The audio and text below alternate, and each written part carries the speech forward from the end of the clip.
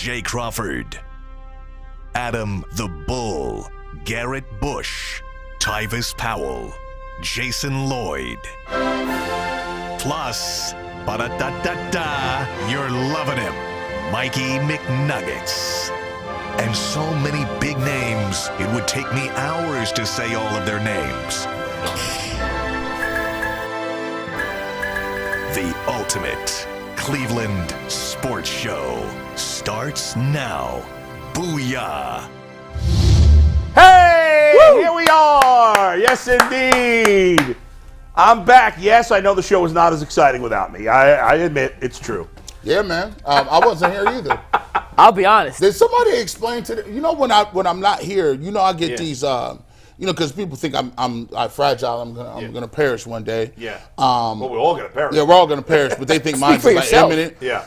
They be like, "Yo, you good today, G. Bush? Yeah. What happened, G? You good?" I'm like, did anybody explain to them what our off-season hours are? Yeah, we did. We made it pretty clear.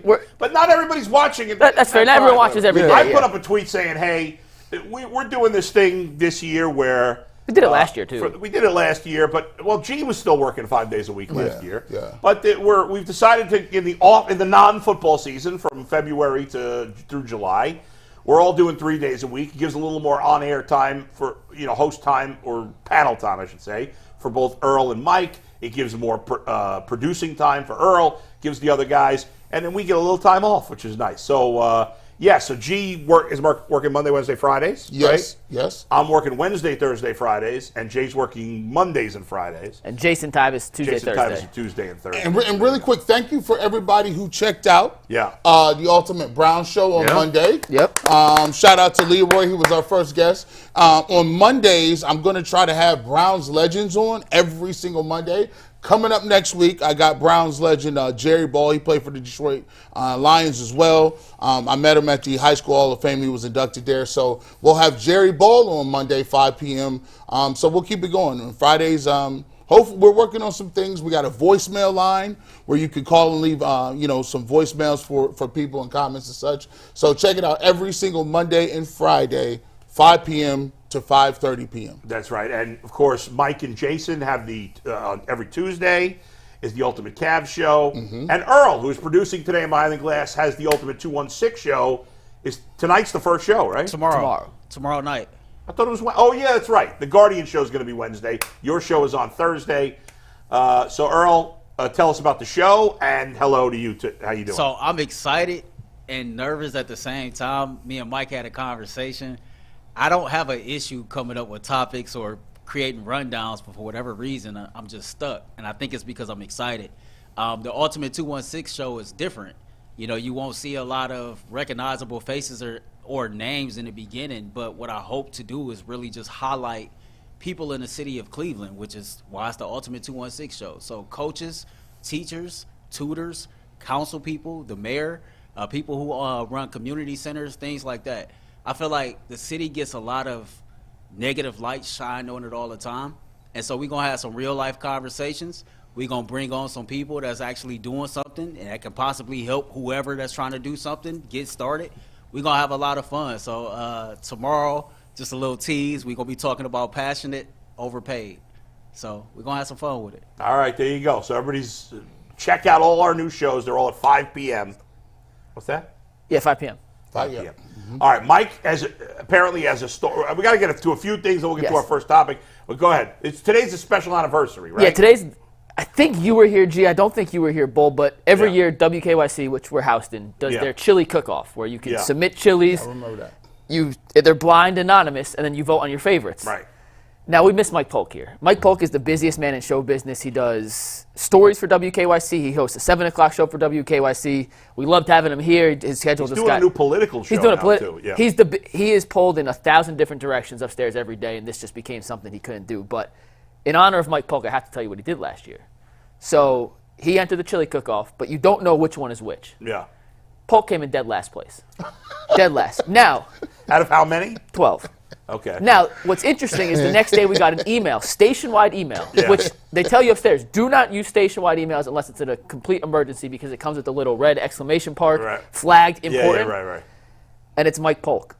What Mike Polk did was he went to Wendy's and bought 5 gallons of Wendy's chilies and put it in a crock pot. And he shamed everybody upstairs for voting. He was like, this chili's been good enough for America for 110 years, but it's not good enough for you distinguished WKYC palates. And there was a picture of him carrying a giant vat of chili, maybe like Kevin from The Office, and like spilled the chili. So Mike Polk, and I have not been upstairs yet to check out the chilies. God. I think Polk did put another entry in this year. I have not spoken to him yet.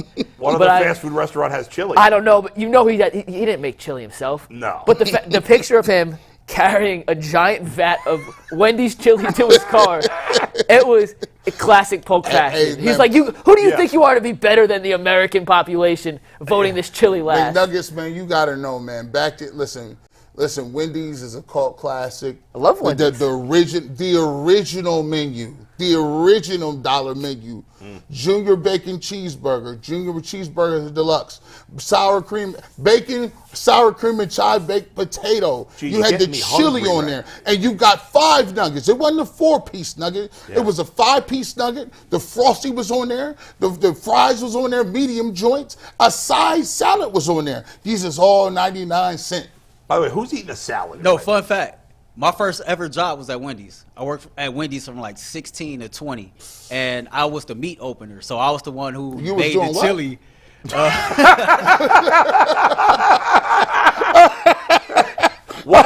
you work at any other fast food restaurants, Earl? Yeah, so it's funny.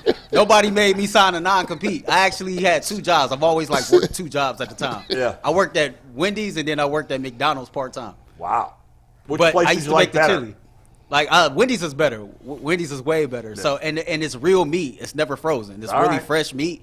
And what we would do is real meat can be frozen, by the way. It's fresh, never frozen. I think we need to talk about Did you guys work at any fast food restaurants? I worked at regular restaurants, never a fast food spot. I worked in a kitchen in a bar and grill, and I was in there just doing my own thing, remixing stuff. Yeah. Just coming up with own sauces. It didn't turn out good. I worked at Pizza Hut. I worked at Taco Bell. By the way, I don't know if they still do this, but when I worked at Taco Bell, you'd make the meat, like in the tacos, it would come in like a bag, and you'd boil the bag. Yeah, I've seen that. It's disgusting. But I like I love Taco Bell. It's delicious. It kind of was gross, but Gordita or chalupa? I didn't eat either of those. Gordita, I'm a burrito guy. Gordita or chalupa? Chalupa, yeah, chalupa. Hey, them chalupas, man. When I worked at Taco Bell in Brooklyn, I worked at 3 different Pizza Huts. One in Greenwich, Connecticut, one in Canarsie, Brooklyn, and one in Douglaston, Queens.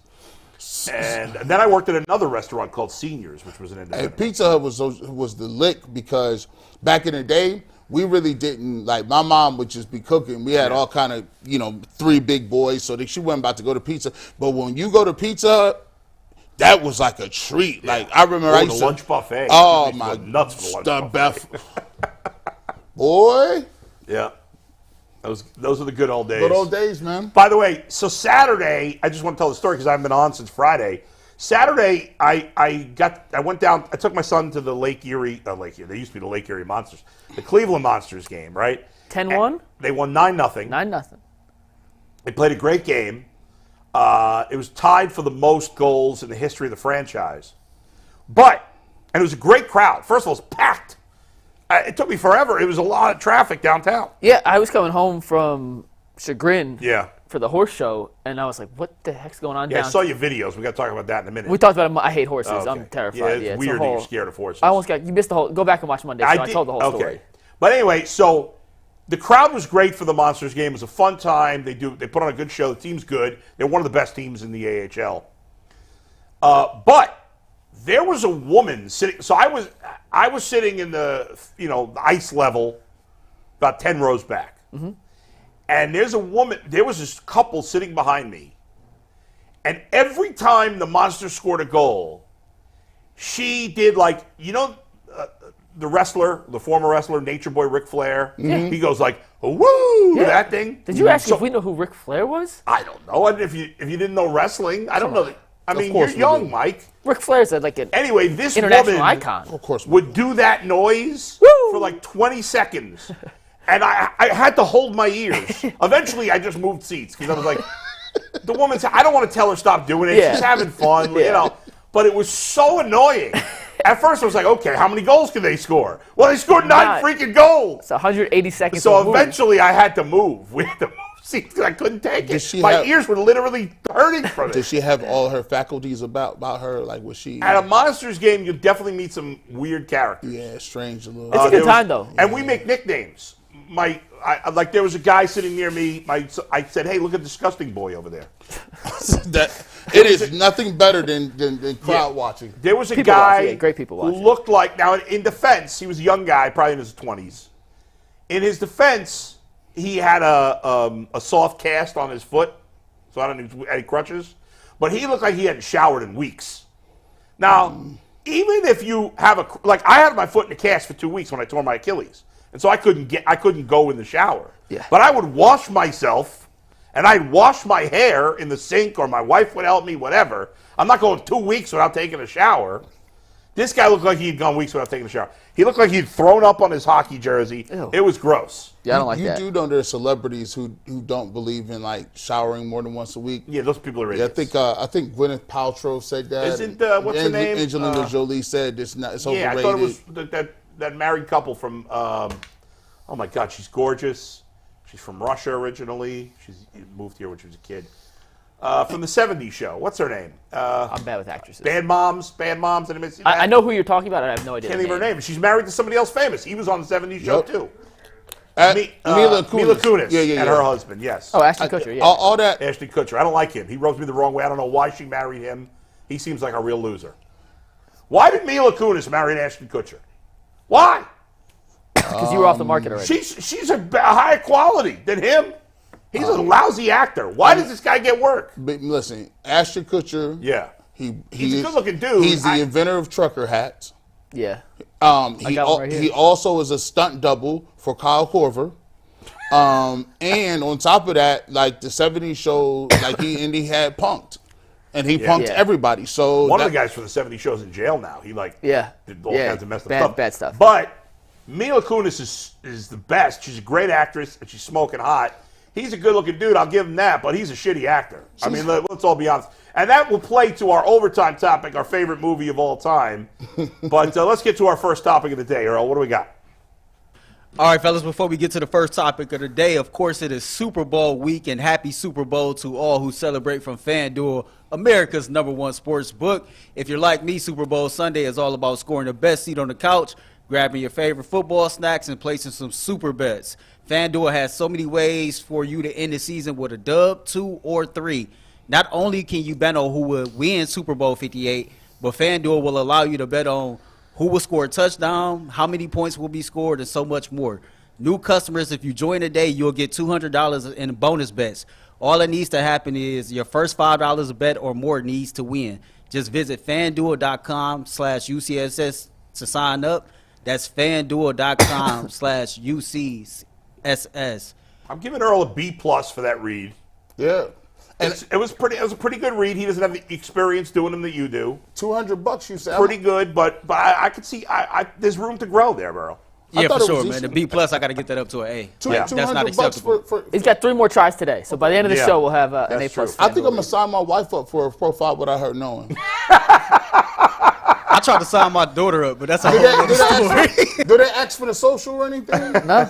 Oh, yeah. All you need is email? Yeah. Yep. Oh, yeah, I'm rolling. You're Hey, in. Cavs, put a little action on the Cavs. Hey, babe, you didn't unlock my account. I've been asking for 3 weeks. That's right. Now I got a new account. You didn't even know it. Speaking of the Cavs, man, they play the Washington Wizards tonight in Washington, but Jarrett Allen got robbed twice.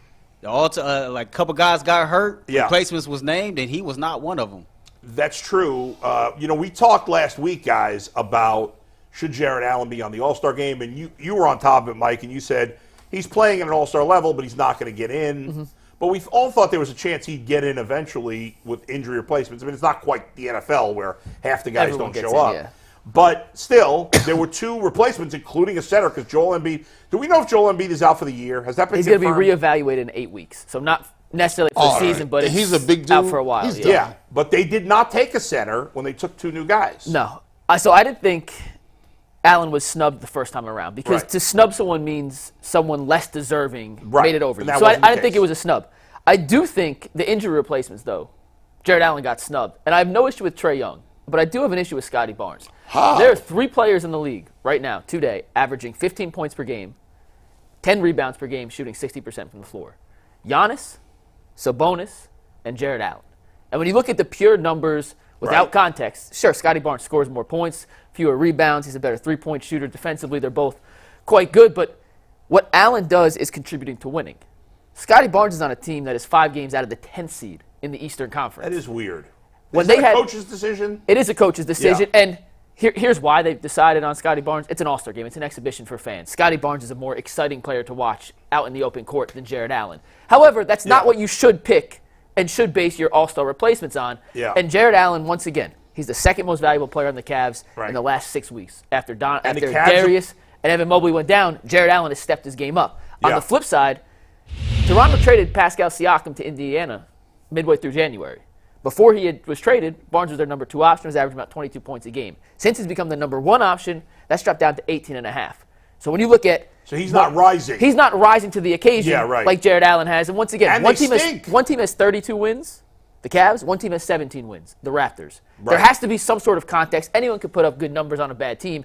Allen's doing it, and everything he does contributes to winning. Barnes is putting up good numbers, but they're 17 and 33 completely out of the playoff picture. I do think Allen was more deserving than Scottie Barnes. Go ahead, G. No, I can't go. I love the way Jarrett Allen has been playing. But look, man, this is all-star games are like beauty pageants, man. Like they're gonna go, you got nice answers from Miss Congeniality, you give a nice, but at the end of the day, it's all about the swimsuit round. True. Like let's just be clear about that, right?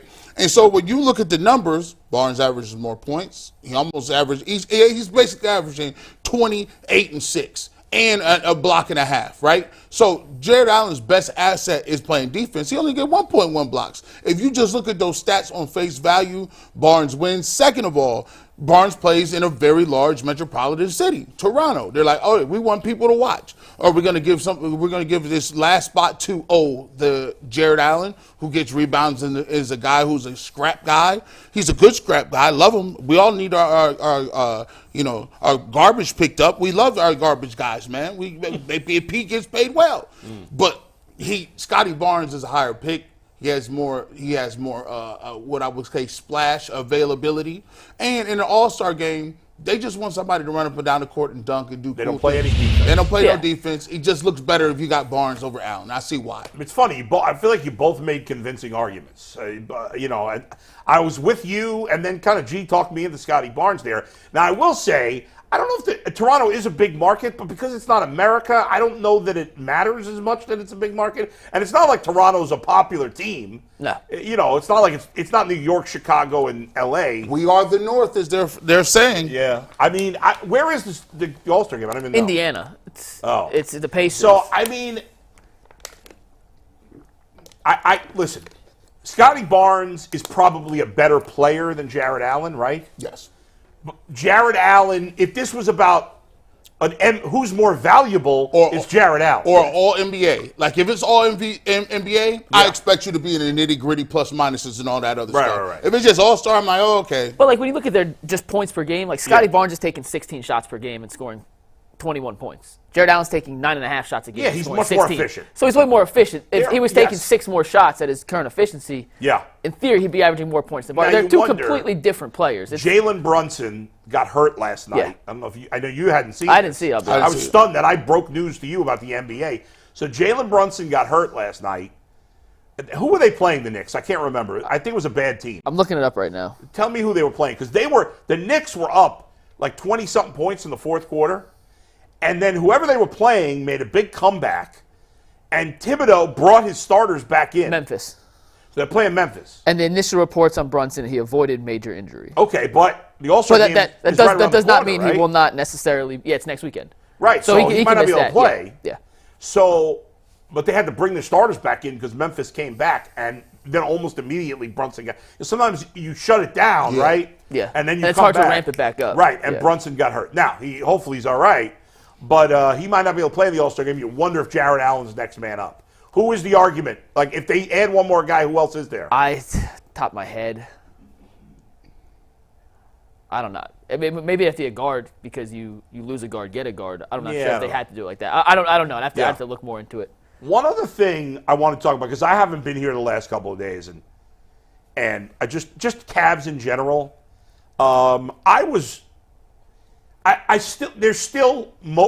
So for the whole season, I've been saying, who cares about the regular season? Who cares about the regular? And in reality, that's true. It really is true. Yeah. But that's boring also. So I'm going to stop saying that because I'm conning myself right now. I'll say conning, but because I want to, into saying that what the Cavs are doing now is meaningful. Because right now, they are, I'm watching regularly again. Awesome. They're really fun to watch. They seem like a much better team than last year.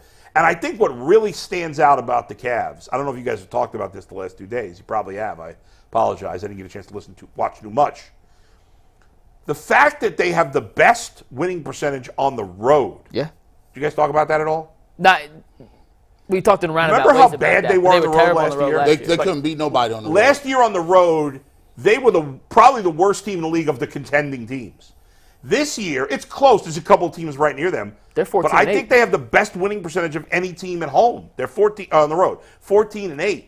That to me is a sign that this team is better than last year. Beyond the fact that they're deeper and have more good players. If they continue to hit shots like that, like they did against the Kings, bingo. Y'all in trouble because you look at Strus, he went off. He had a couple. He had 5, 6 threes. Donovan Mitchell hits 2 to 3 threes regularly. We're not even talking about what Sam Merrill's doing. Evan Mobley hit 3 threes the other day. If they can continue to shoot the ball like this, they look the most comfortable I've seen in a long time. They also look like they got their roles down. It's looking like right now, we said that Evan Mobley and Jarrett Allen can't play together. It's looking like they're getting better at doing that. You look at how they're playing. Darius Garland played better. And the thing about Darius Garland is, look at his shot attempts, only 7. If you would have looked at that last year or the year before, those shot attempts would be 19, 20 times a game. And they might have games like that still, but you don't want to do that every night. Right. So it looks they just look good. Last year it felt like if Mitchell and Garland didn't score, they had no chance to win. And because they have all these other guys that can score and can shoot from outside, it feels like, as you said last week, there are different ways that they can win now. Yeah, they're more versatile. I think there's a legitimate case to be made the Cavs are the deepest team in the NBA. I haven't sorted through every roster off the top of my head. The Clippers are deep, the Celtics are deep, but if you include Tristan Thompson when he comes back from suspension and Craig Porter Jr., they legitimately can go 12 deep of guys who you feel relatively comfortable on the court at any given point of the game. Yeah. You're getting contributions off the bench, not the starters. LeVert, Niang, Wade, Okoro, Merrill, Porter Jr. when he plays. And then you bring Tristan Thompson back. What they lacked last season was depth. Yeah. They had no shooting and no depth. So if it wasn't Mitchell or Garland going superhero, it was we might struggle to score 105 points. Right. If they don't have 105 points by the end of the third quarter now, and that's a little bit of exaggeration, you're looking around like, what the hell's happened? And plus, there's guys getting better. Like if you watch Evan Mobley's game, I said, when did you start taking the ball from 17 feet finishing with the left hand? When was that part of the game plan? I saw him do it 2 or 3 times against Sabonis and guys, Trey Lyles last game. Also, Sam Merrill. They're now running sets for Sam. We notice Sam is coming off screens, multiple ones. Handoff, dribble down, handoff. He's coming off screens. Karis LeVert is coming into the game and being productive in shooting. But the guy that I think is taking the biggest step is Isaac Okoro. Isaac Okoro was now ready to shoot. When they send it to him, he's ready to fire it up. And if he misses, he's ready to shoot the next. Let me ask you this, Bull, because we did this on the Ultimate Cavs show last night. If you missed it, go check it out. The link's on our YouTube page. I asked Jason, who's been the most surprising player in your mind on the Cavs? So kind of like we did with the Browns from where the season started to now. I went with Okoro for the exact reason. He was almost unplayable last year. You couldn't get anything for him. Now he's a guy I think has to be in your crunch time 5. Jason went with Sam Merrill. Who would you answer as that? As the most surprising guy. And there's also 2 other options I think they're can both make a great legitimate choices. case. I would actually say Jarrett Allen because he's another guy. I thought he had reached his peak as a player. Whereas Mobley, you're like, okay, there's room to grow. I thought this is what Jarrett Allen is. He's a good player. He's fine. But that's what he is. There's no further room to grow. And he showed this year there is. That there was another level to his game. And I didn't think that existed. And especially after the way his season ended last year in such embarrassing fashion. And again, these guys all got to show it in the playoffs. Yeah. But for him to play the way he did, and basically, like he was the fourth guy on this team Last year, yeah. But when they now they're continuing to play great with the other guys back. But when they got this run going of we're a different team, he was their number 2 guy, and he thrived and said, "Hey, I got to do a lot," and he did. I don't know what, but he's not selfish in any way. I don't know what JB did. Yeah. I don't know if he went and asked his dad. I don't know if he just stopped caring. Yeah. But he's literally growing as a coach in front of your eyes. Now, guess what? You got to see it in the playoffs because there's levels between regular season coaches, playoff coaches. But I think he's a lot more freer, a lot more open. Yeah. He's intentional at the guys he has in the game. And if you notice, they try to play a style based on who's on the floor. They don't just have guys running around doing all kind of other different type stuff. They look like they got a plan and they're moving and doing different things. So you got to give him credit too. Have we ever seen it felt like JB early in the season was always one loss away from getting fired. Yes. And now he's got to be in the Coach of the Year conversation, no? Yeah, it's 100% accurate. Yeah. There's 4 guys, in my opinion, who are in the Coach of the Year conversation who all have legitimate cases. Minnesota's coach? Yeah, Finch, Dagnall in Oklahoma City, Ty Lue in L.A., and then JB here in Cleveland. Right. Are the 4 guys who all have legitimate cases. We don't have to dive necessarily deep into that today, but Thibodeau? No, we won't put Thibodeau. I think Thibodeau's the tier under that, but they had higher expectations coming in. True. But Thibodeau's also another candidate. To G's point about Bickerstaff, and to the question I asked, what's the most surprising? My secondary answer, it's a bit of a cheat, was JV Bickerstaff. Because, last season after the playoffs, everyone's like, do you have to make a coaching change? Is this the right guy? Do the players like him? Are they buying in? You hear all these rumors of players being unhappy. The way he coaches didn't necessarily mesh with veteran guys. Okay, let's be patient. Let's see. It's one playoff series. Yeah. The roster was severely limited last season. Coming to this season, 13-12, they're in 9th place. They lose their starters. This thing was on the cliff. Yeah, oh yeah. This very easily could have teetered. And it could have teetered to rock bottom. And instead, he opened up the offensive playbook. I think it's Justin Rowan. If it wasn't you, Justin, if it was someone else, I apologize for attributing this wrongly. They looked through the 3-point attempts by each Cavs team each year JB's been the coach. Before this season, it's never been over 33. It's at 41.3 right now. He's opened and adapted his offensive philosophy to fit the roster and the guys he has currently on the roster. He's allowed Donovan Mitchell to take over the playmaking role. Because there was a thing at time in the past where no Darius, we have to have Ty Jerome in there. We have to have CPJ. We have to have someone else. They're so much better with him. We're just going to let Donovan do it. And he has been so flexible.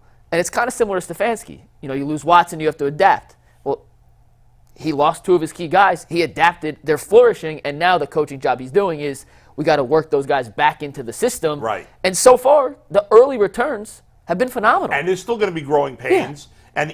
And he's looking for a balance between what they did last year and what they were doing earlier, because you can't be exactly the same as what you were doing earlier with these guys, but you want to be somewhat close to it. And you complained a lot, deservedly so, that last year and early this season, the Cavs really didn't run an offense. Right. They're running an offense. And now they've gone from they have no offensive plan to they have this intricate offensive plan that changes.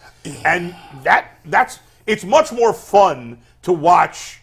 For all the 3-pointers, one of the things I loved about basketball as a kid, one of the things that really attracted me to basketball, where I liked it most as a kid, was seeing the ball move and seeing players move without the ball. The standing around dribble is boring. Yeah.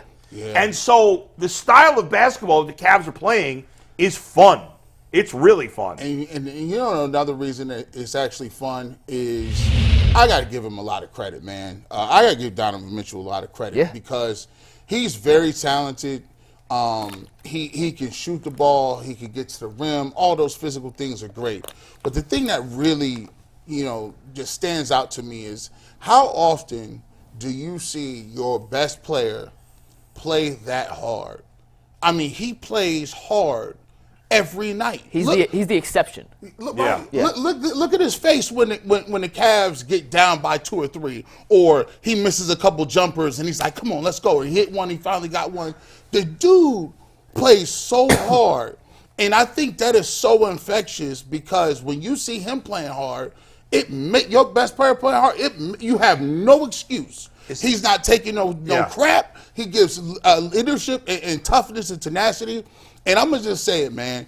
I think JB finally got him to buy in. He said, listen, I don't know where you're going after this year or 2 years ago, but don't let what you're going to do 2 years ago waste your time today when you could do something special. And I think he really got him to buy in. And I think Donovan became the leader. He said, you know what, we might be able to do this. When Harrison Burke says he looks at the line, he looks at the standings every night, I said, they believe. And the Cavs, by the way, the Bucks lost last night, late. I think we were on the West Coast last night. They lost. So the Cavs are the 2 seed. Yep. Now, I don't know that we need to celebrate that because it's a long way to go. That's crazy. But it's still an accomplishment. Yeah. And the fact that Embiid is going to miss at least the rest of the regular season. The Knicks. I think they're out for a top 4 seed, Philadelphia most likely. Because unlike the Cavs, without Embiid, they've been crap.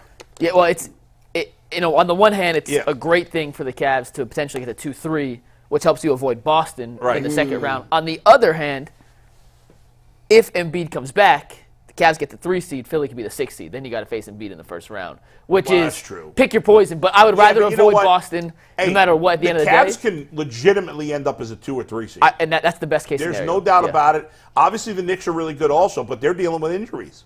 You know, they said the Brunson injury wasn't that serious, but they don't know. He for could sure miss yet. a week and a half. Yeah. Randall's been banged up. He's out for another 2 weeks. Yeah, so Mitchell Robinson's out. Right, so they're dealing. The Cavs are getting healthy. Yep. And every other now, there's still a lot of time. We got 2 months till the playoffs start, but hopefully the Cavs will stay healthy here. I do think, and obviously the goal is to get the 1 seed, but getting the 2 seed would be monumental for Cleveland. Then you get to play. How far behind Boston are they? Like 4 games? 5, I think 5. Yeah, Did Boston win or lose last night? I'm not sure. Last time it was 5. I think it's 5 last time I checked. They're not going to catch Boston. If they can get the 2 seed and end up playing one of the play-in teams, and theoretically speaking, that should avoid Philly, and then you avoid Boston until the second round, or until the conference finals. And then you'd have home. In and theory, you'd have home court for 2 rounds. Milwaukee in the second round. And we talk about regular season games mattering, not mattering. And Bull, I do agree in your big picture point that the regular season's just tune up to get you ready for the postseason. Yeah.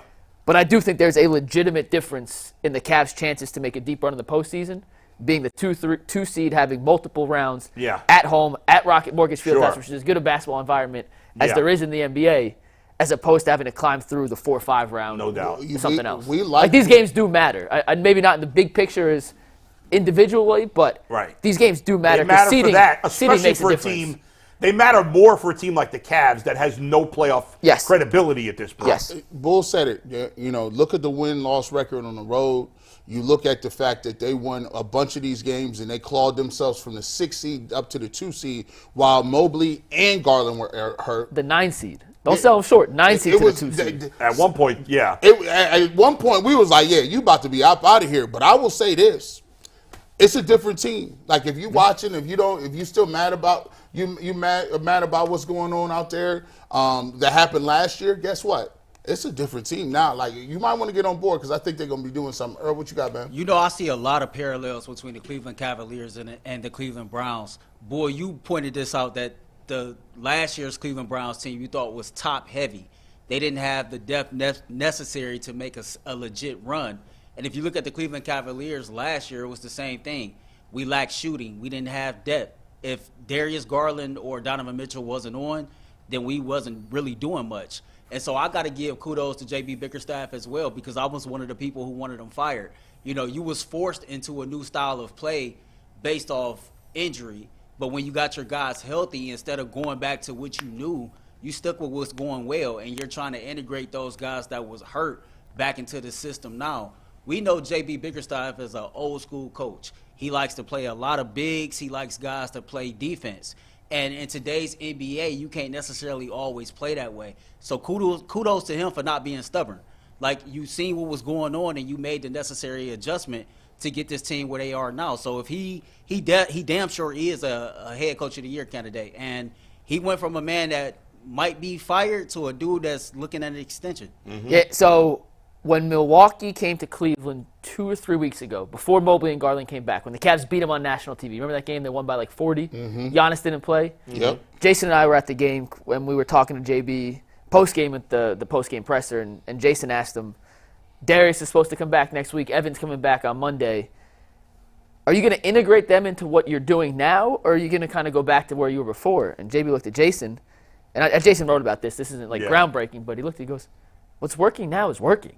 Yeah, right. Like, we're not going to isolate those guys and not bring them back in. It's not exactly the same, but it's closer to what they were doing. Have to fit into kind of what we're doing now as opposed to going back, because this is the best version of Cleveland Cavaliers basketball this season. And through, Mobley's played, 5 games now? Garland's played 4. Mm-hmm. I think that they're 4-0, 5-0, whatever it is. Yep. The last loss was to Milwaukee.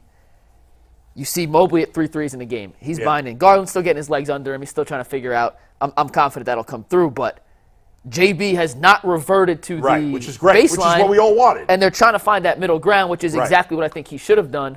And it's going to continue, at least theoretically speaking, continue to get better as these guys play more and more and more together. And expectations have now changed, right? Like, I feel like last year, if they had beaten the Knicks, who did the Knicks lose to in the next round? I can't remember.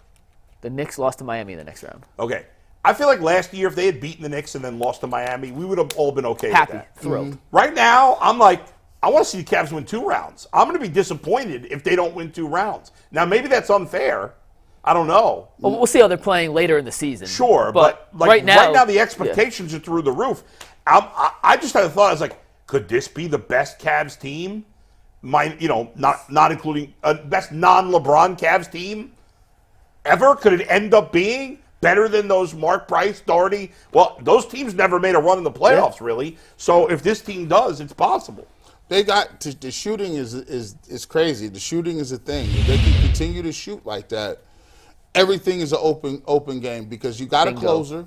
You got guys that can be bigs that are erasers. They got guys that are defensive specialists like Okoro. Yeah. You have everything you need. You got the 6-man guy coming off the bench of Karis LeVert. You got everything that you need, that if you had to go into a series, you would say it's just going to come down to them missing or making. Right. And I'll take that. And last thing to G's point, if they make shots like this, they can win the title. If they shoot like they did against Sacramento on Monday, 56% from 3, which is unrealistic to think that will continue game in, game out.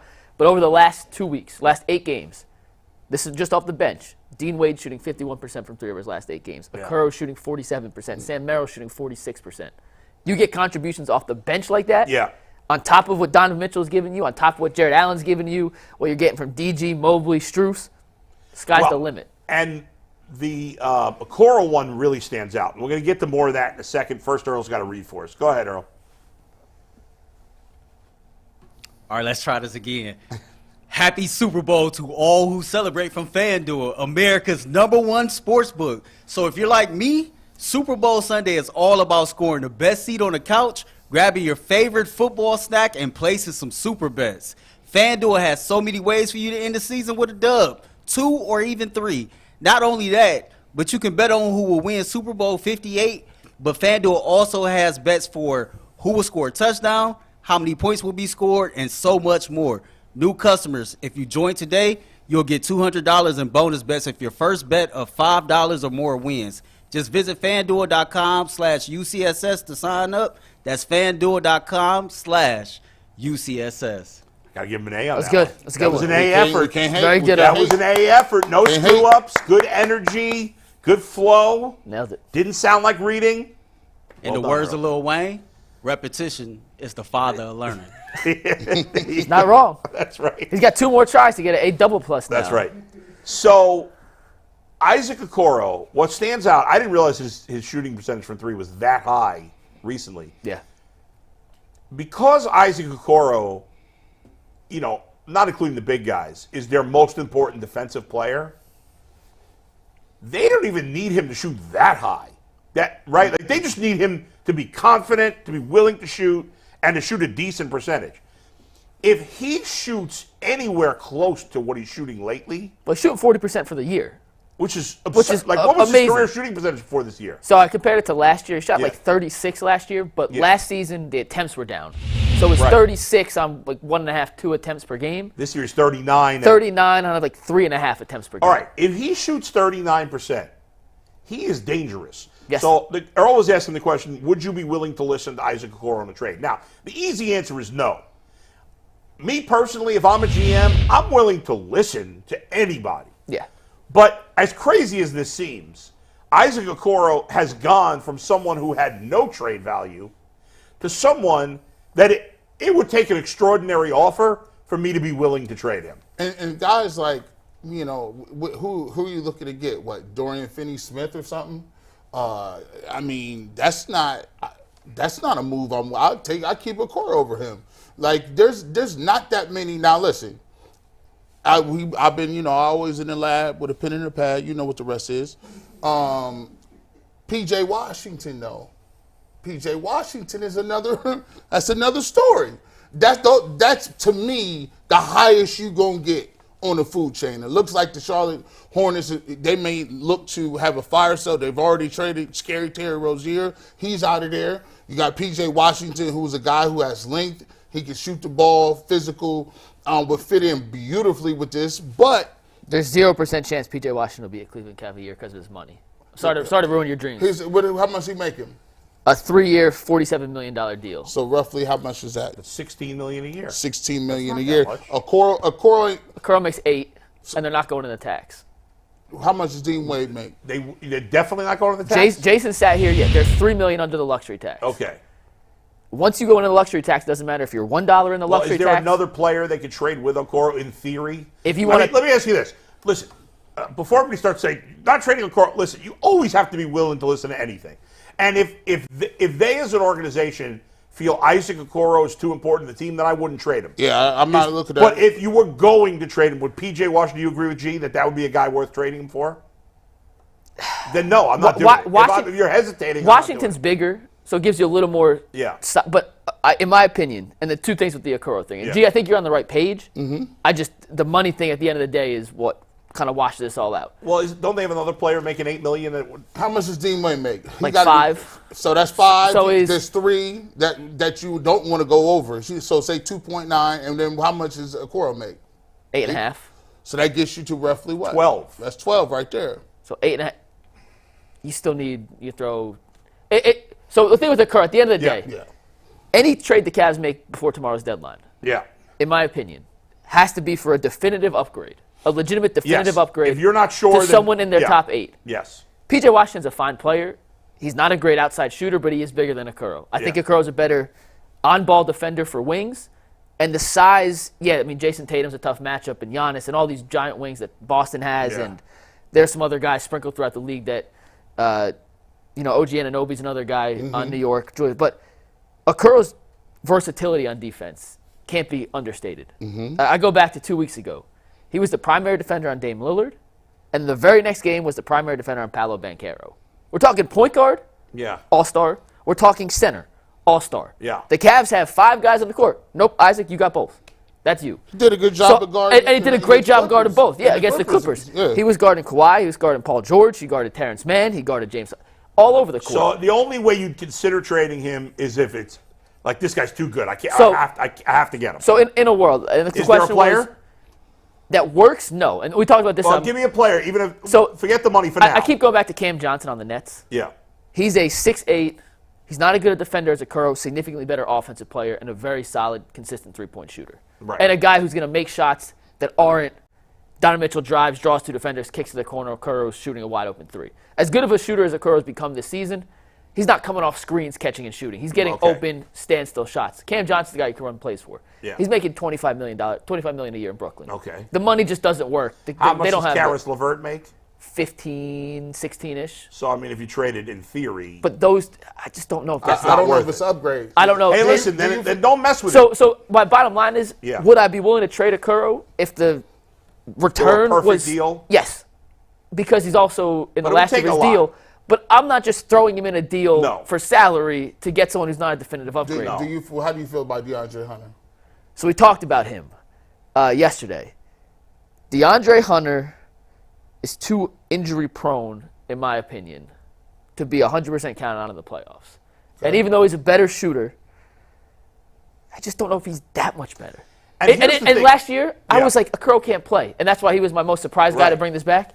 He went from a guy I wasn't sure could play to a guy that I'm not sure I'm putting in as a definitive upgrade over some guys who are really good NBA players. How old is Okoro, by the way? 22 years old. Maybe he's just found something this year. Maybe. He's a young guy. It might be 22 confidence. years old.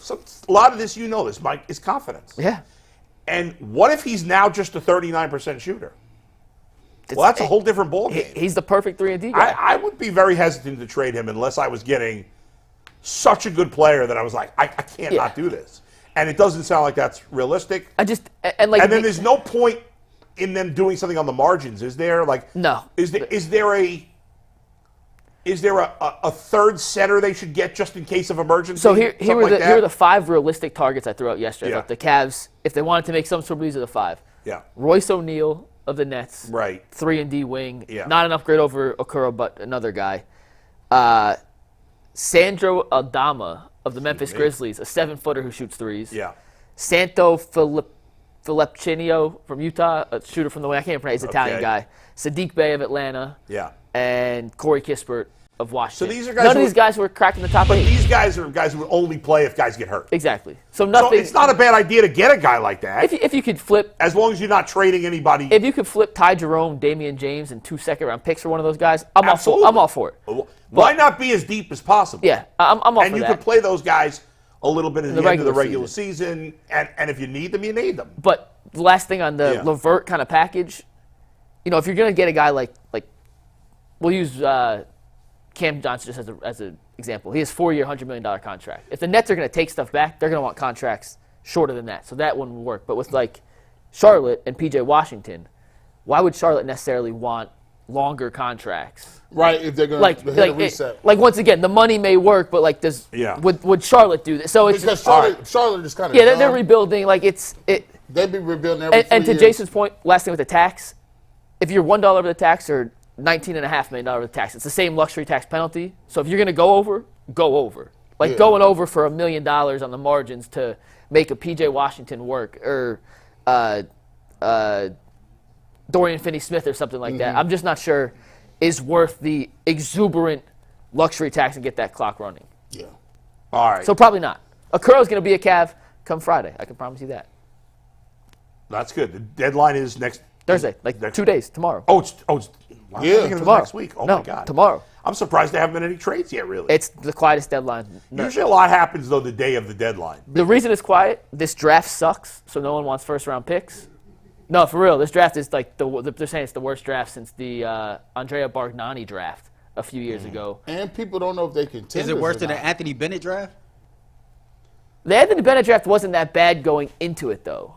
This one, there's no consensus on a first overall pick. Isaiah Collier, Bronny James' teammate right now at USC. I had heard, this is just something I heard, he got hurt. He may sit the rest of the season so he doesn't have to play because his stock was already dropping. So he just may be like, I'm hurt. Y'all know what I had from high school. Yeah, you see what there's no consensus first pick. Cooper Flagg, though, in 2 years, that's the dude you want to tank for. He's the next great player, big guy. I heard he ain't no good. No, he's filthy. He's filthy. I was watching him. They was He's like, listen, filthy. they said, somebody said he Tyler Hansborough. No. That's just because he's white? No, Triggered.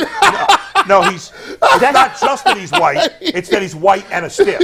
He's not a stiff, though. He's not a stiff at all. Why? Because he's white. By the way, real quick, Earl, before we get to our next read, our next topic. I'm only bringing this up because you mentioned Bronny. Did you guys talk about, what's his name? Seth Curry that made comments about Bronny? Austin Rivers. Austin Rivers. I knew it was a legacy. What did he say? Austin Rivers. I think he's right. Made these comments, and he's like, I agree with him, by the way. Because everybody wants to see LeBron play with his son. Mm-hmm. Austin Rivers said, I hope LeBron does not play with his son because his son already has a crazy amount of pressure on him. And because he hasn't been great in college, he's not a top prospect. No. And because of that, people already are going to be questioning how much he deserves to be in the NBA. And if he plays with his dad, it's going to be even worse. So he wants to see him go to a good team where he can learn and not have his, because he talked about how even when he played for his dad, there was some of that. He said no matter what I did, it was always looked at as you're only getting a chance because your doc's scared. Right, and he's like, my dad was a good player. His dad's the greatest player ever. So, listen, you're out of pocket. Ooh. You tripping? You know why? Why would he go to a good team and end up in a G League in 3 weeks, bro? Come on, bro. Cats, people. Maybe that's better for his career, though. No, it's not. You're LeBron James' son. You do not want to go to the G League because there's a chance. Look, hey, nobody said the same thing about Zaire Wade. He was in the G League forever. They was like, yeah, good, go to Utah, get your G League off, you'll be up. No, he's playing at the local Y right now. You better stay under that umbrella. You get rained on. He need to get to a point where he can play with LeBron and develop a role. And LeBron can help cement that role. He'll tell him, listen, you're gonna play hard defense. You're gonna be a 1-2 defender, a bulldog on the ball defender. You're gonna be a corner 3 specialist. You're gonna be a dude that can come in and knock down some shots, play some defense. But if he get outside that umbrella and get with a team that got ball players and he exposes himself, he mess around and be in G League. Do you know what G just said? And it's not exactly apples to apples, but it's like apples to pears. If Bronny James could become Isaac Okoro, he got a spot. Spot in the league. Because he's got a better chance with LeBron because LeBron's going to make the point of that. Oh, yeah. Now, other guys are going to be like, that's baloney, like, but who cares? LeBron will make him. Yeah. He will tell him, no, this is what you do. Yeah. And then when I leave here, you are to be set up. And there won't be no expectations for you to be anything but your role. All Take right. that. It's an interesting take. All right, Earl, what do you got for us? All right, so the Cleveland Cavaliers return home on the 12th of February to play the Philadelphia 76ers. And if you want to go to that game, I suggest you download the app called Game Time. It is the fast and easiest way to buy tickets for all sports, music, comedy, theater events near you. You download it. The app is slick, it's smooth, easy to navigate. And if you download today, this is what you can do. You can use use code Locked On for $20 off your first purchase. So go ahead and download Game Time and get your tickets for the Cavs versus 76ers on the 12th of February. How much is courtside tickets? $400, $500. I can't afford them. Damn. I looked on SeatGeek. That was like $1,000. I'm saying for who? Yeah, It depends on the game, though. Yeah, I sat once in the first row. Now I did not pay for the tickets. I'm not spending that. How kind much of money. is it to sit where Myles Garrett be sitting? Those are VIP seats. Yeah. Those are like I think you got to own the team. 10 grand. You can't. But have you ever sat first row? At a college game, yeah. I've done it for college, but I sat for a Cavs game during the LeBron years once, right by the visiting team bench in the first row underneath the basket. Who you robbed for that? Brian Perino from Perino Builders. Shout out he to invited me. Nice. Shout out Perino. And we sat there, and Kevin Love almost fell in my lap. That was an amazing experience. I got Kevin Love in your lap was an amazing experience. Well, no, just crazy. being that y'all hear close that? to score. Crazy. Yeah, you could hear everything they say. I mean, it was pretty cool. Go ahead, Earl. All right, so here at the Ultimate Cleveland Sports Show, man, we take pride in diversity, and we have been honoring Black History Month on this show, on social media. And today, I kind of lined this up right for you, Bull. Today, we are going to honor Don Newcomb, who in 1956 won the inaugural Cy Young Award. On the heels of a 27-win season that also saw him named the National League MVP, Newcomb became the inaugural winner of the award that has become synonymous with pitching excellence. He will become the first and only one of 2 players to win the Cy Young, MVP, and Rookie of the Year honors in his career. 7 years earlier, he became the first black starting pitcher in a World Series game. So today, UCSS, we put the spotlight on Don Newcomb. So Don Newcomb, who was obviously a great pitcher, Hall of Famer, was one of my dad's favorite players when he was a kid. Obviously, Jackie Robinson broke the color barrier with the Dodgers, and eventually the Dodgers did become one of the teams that, when other teams were still not bringing in black players or had few, the Dodgers were very, what's the word I'm looking for? Progressive. Progressive, that's a good word. And Don Newcomb was great. And you mentioned that he was the first Cy Young winner, because when the Cy Young started it was 56 that he won the Cy Young, right, Earl? When the Cy Young started in 56, now there's one guy in the NL and one guy in the AL.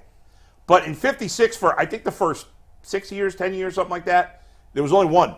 It was like the MVP. There was one Cy Young winner for the whole league, and he won Cy Young and MVP that year. He was a great pitcher, and I'm pretty sure he played for the Indians in his last year in the big leagues, if I remember correctly.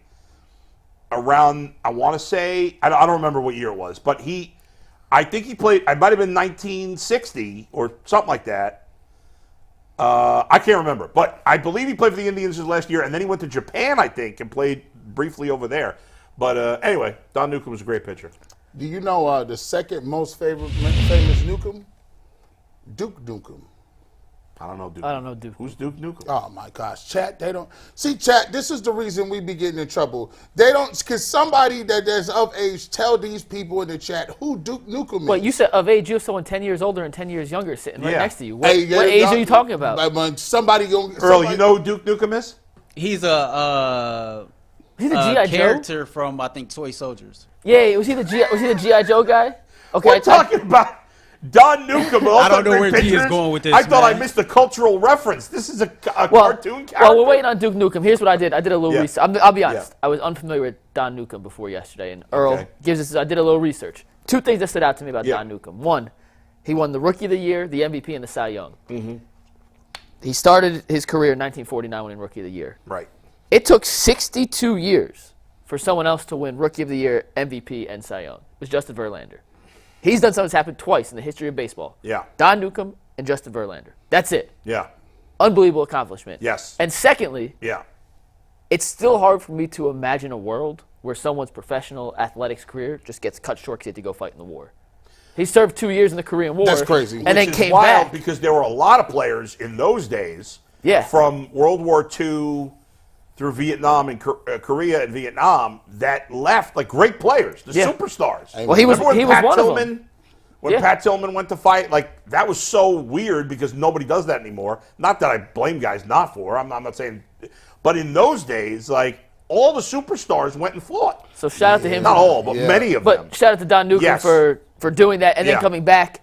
I was reading he struggled in his first year back. Yeah. Took him a year to reacclimate to a full-time baseball career and then Yeah. went on to win I gotta his imagine. Cy Young and his MVP after his tour in one of the bloodiest Korea. wars of all time is the Korean War. It's the forgotten war. Battle of Midway, crazy out there. But by the way, Duke Nukem, this is why he's important.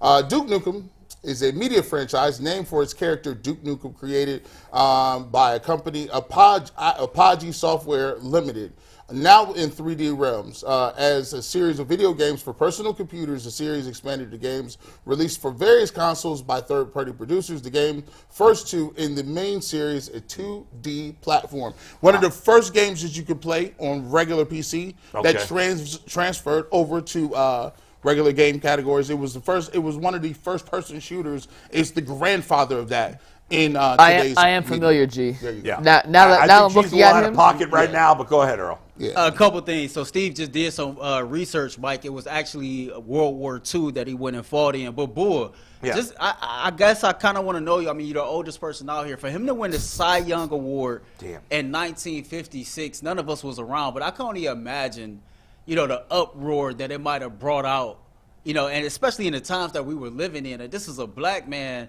that is getting all this praise and all this recognition at a time to where that's kind of like really unheard of. Yeah, I mean, I think every time, obviously I wasn't there and didn't have that experience in any way, even if I had been alive in those days. I may be old, but I'm not that old. But yeah, I mean, I know,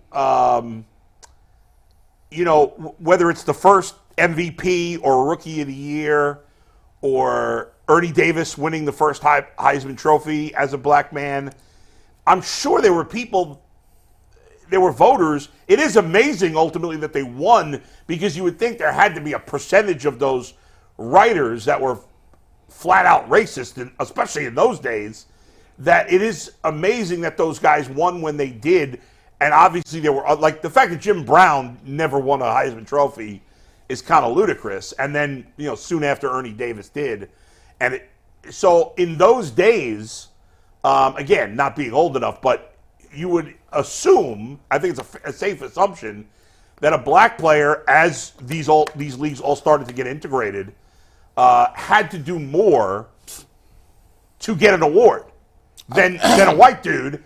It had to be clear that the other guy was ahead because I'm sure all the writers, even then, were not all racist, but there had to be at least a decent percentage of them that were, if not the majority. So it is amazing. Yes. If you couldn't sit at the same restaurant or be in the front of a bus during the time when you was playing baseball, do you think you had to be great to win a watch?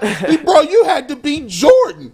You had to be Jesus of Nazareth or something. But there were probably some writers in those days that no matter how good the guy was, he just wasn't going to vote for him. So it is crazy that he won. That he won the first Cy Young Award, which is just wild. Now, this was a decade after Jackie Robinson broke the color barrier, so things had changed a little, I'm sure, but I'm guessing it wasn't that much different from 10 years earlier. But I will say this, sports has always been a place where people could admire your gifts. That's true. Because when you play so well, it transcends your race or your gender or whatever it is. Right. You play so well, you have no choice but to be an admirer of your God-given ability. And you just be like, I can't, it is what it is. He's cold.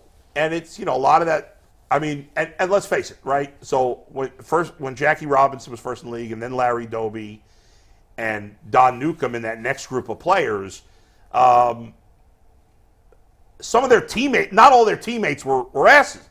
You know what I mean? Like some of their teammates accepted them right away and weren't racist or bad people. And so I'm sure there were some writers that were like that too. That were like, "Oh, it's about hell freaking time that this happened."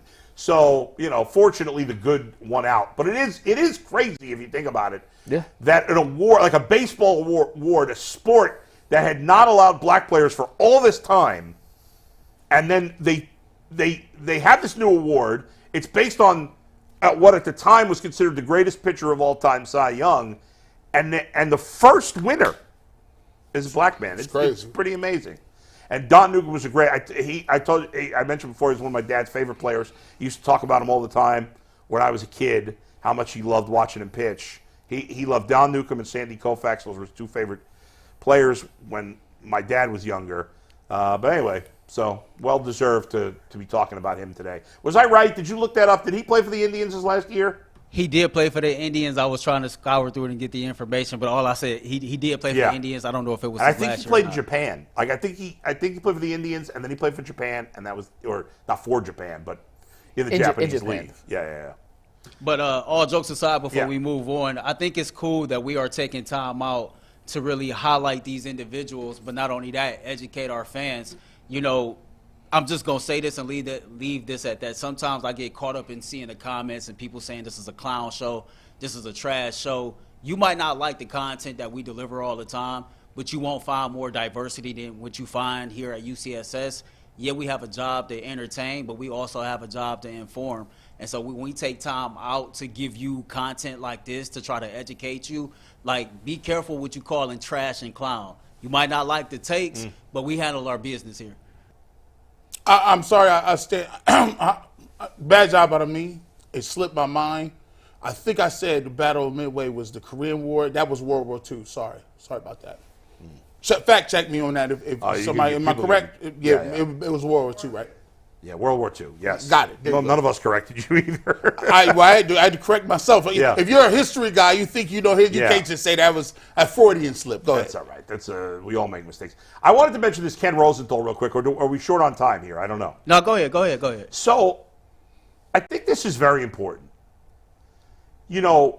Race has become more of a conversation, and I think that's a great thing. Not only, we on this show are not afraid to talk about race.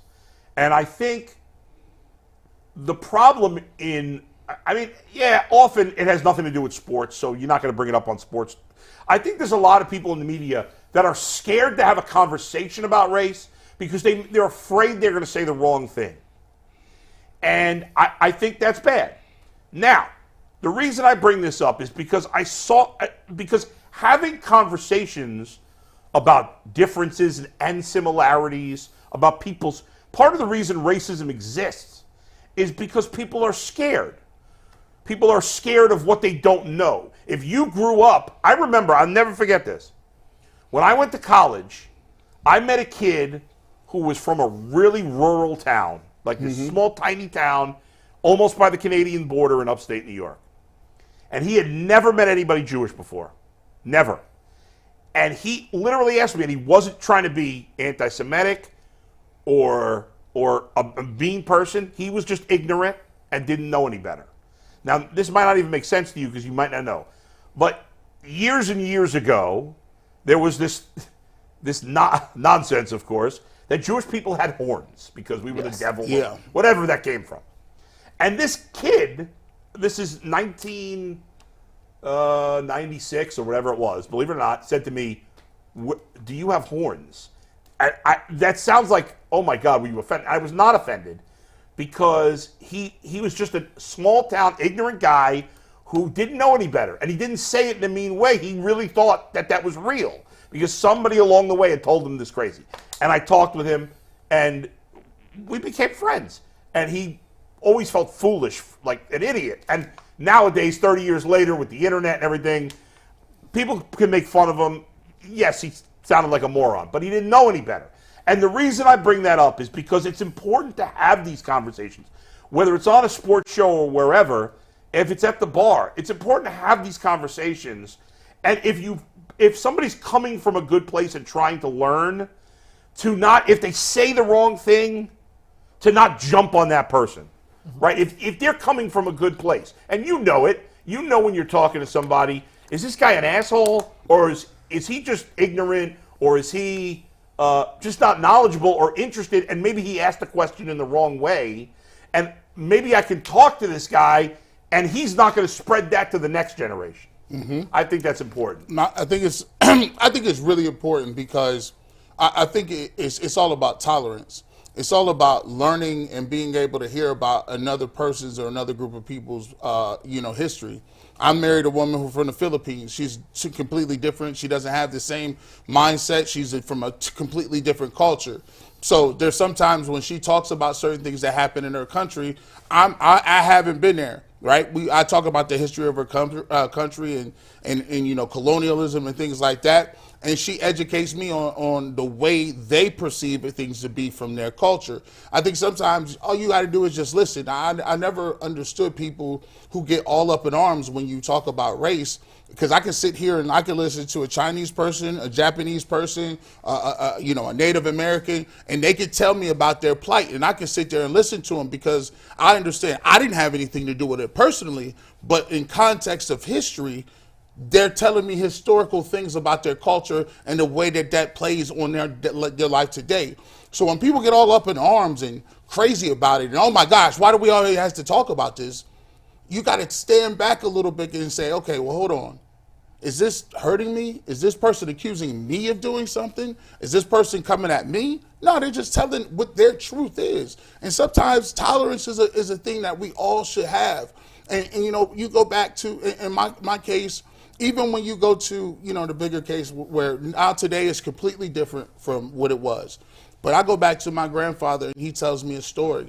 And I didn't know this story until I was, old enough to hear it because he never told anybody.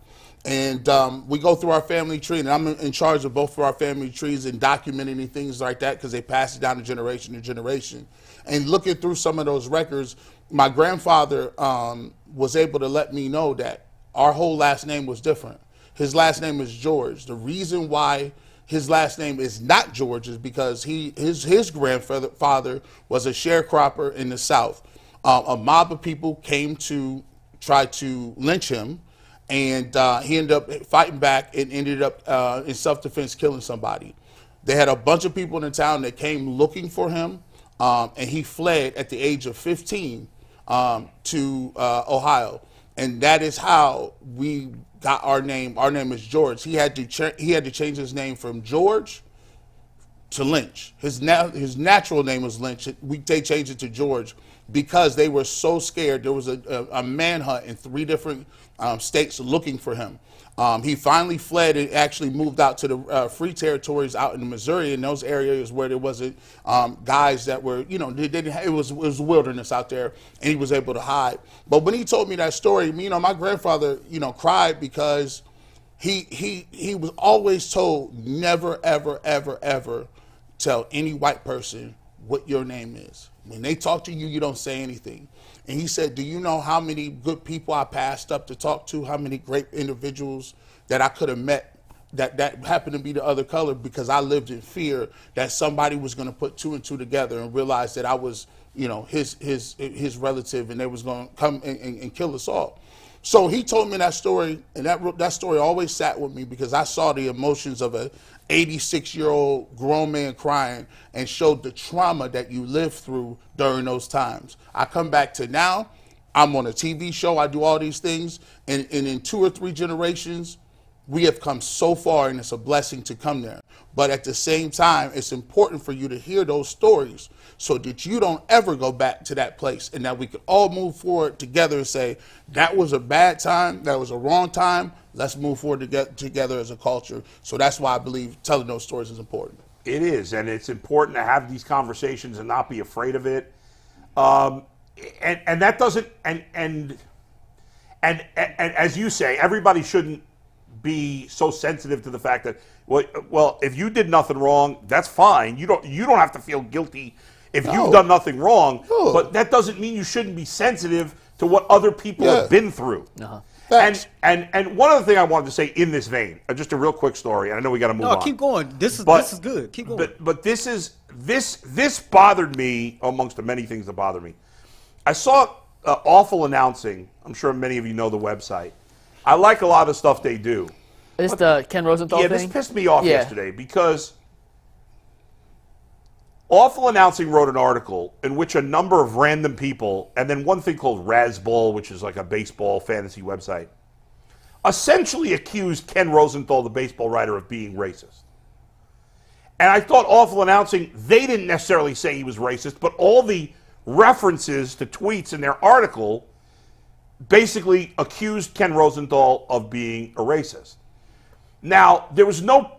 What bothers me about this is there are a lot of jerks out there. There are a lot of racist, loser, disgusting people. And they should be called out every time.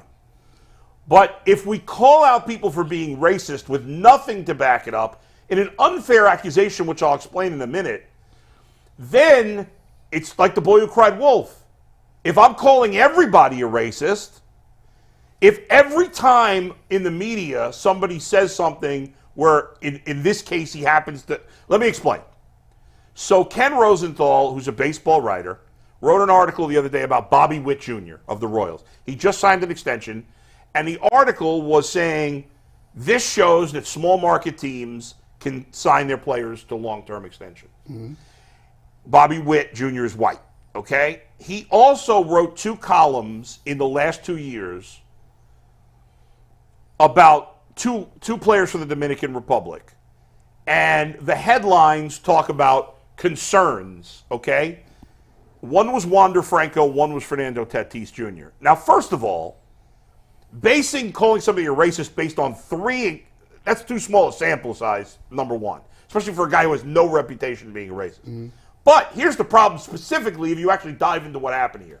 So the article about Wander Franco happened after he was accused, and he's since been indicted in Dominican Republic for, I can't remember the exact charges, but abusing and having sex with a 14-year-old girl, okay? So that article that was being referenced to try to make him look racist had zero to do with his baseball ability.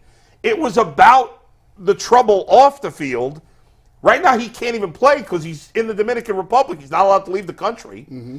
And so obviously that looks like a disaster. So that's not a good comparison.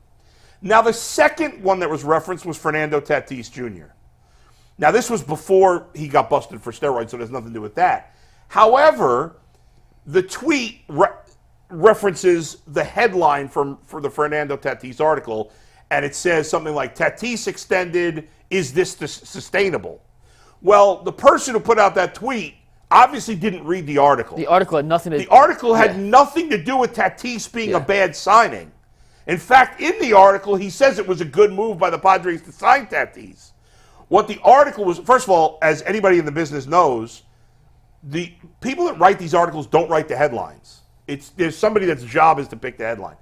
But in the article, Ken Rosenthal talked about, well, the Padres are not a big market team, but they have this massive payroll. Now they've signed Tatis in addition to this guy, this guy, this guy, this guy.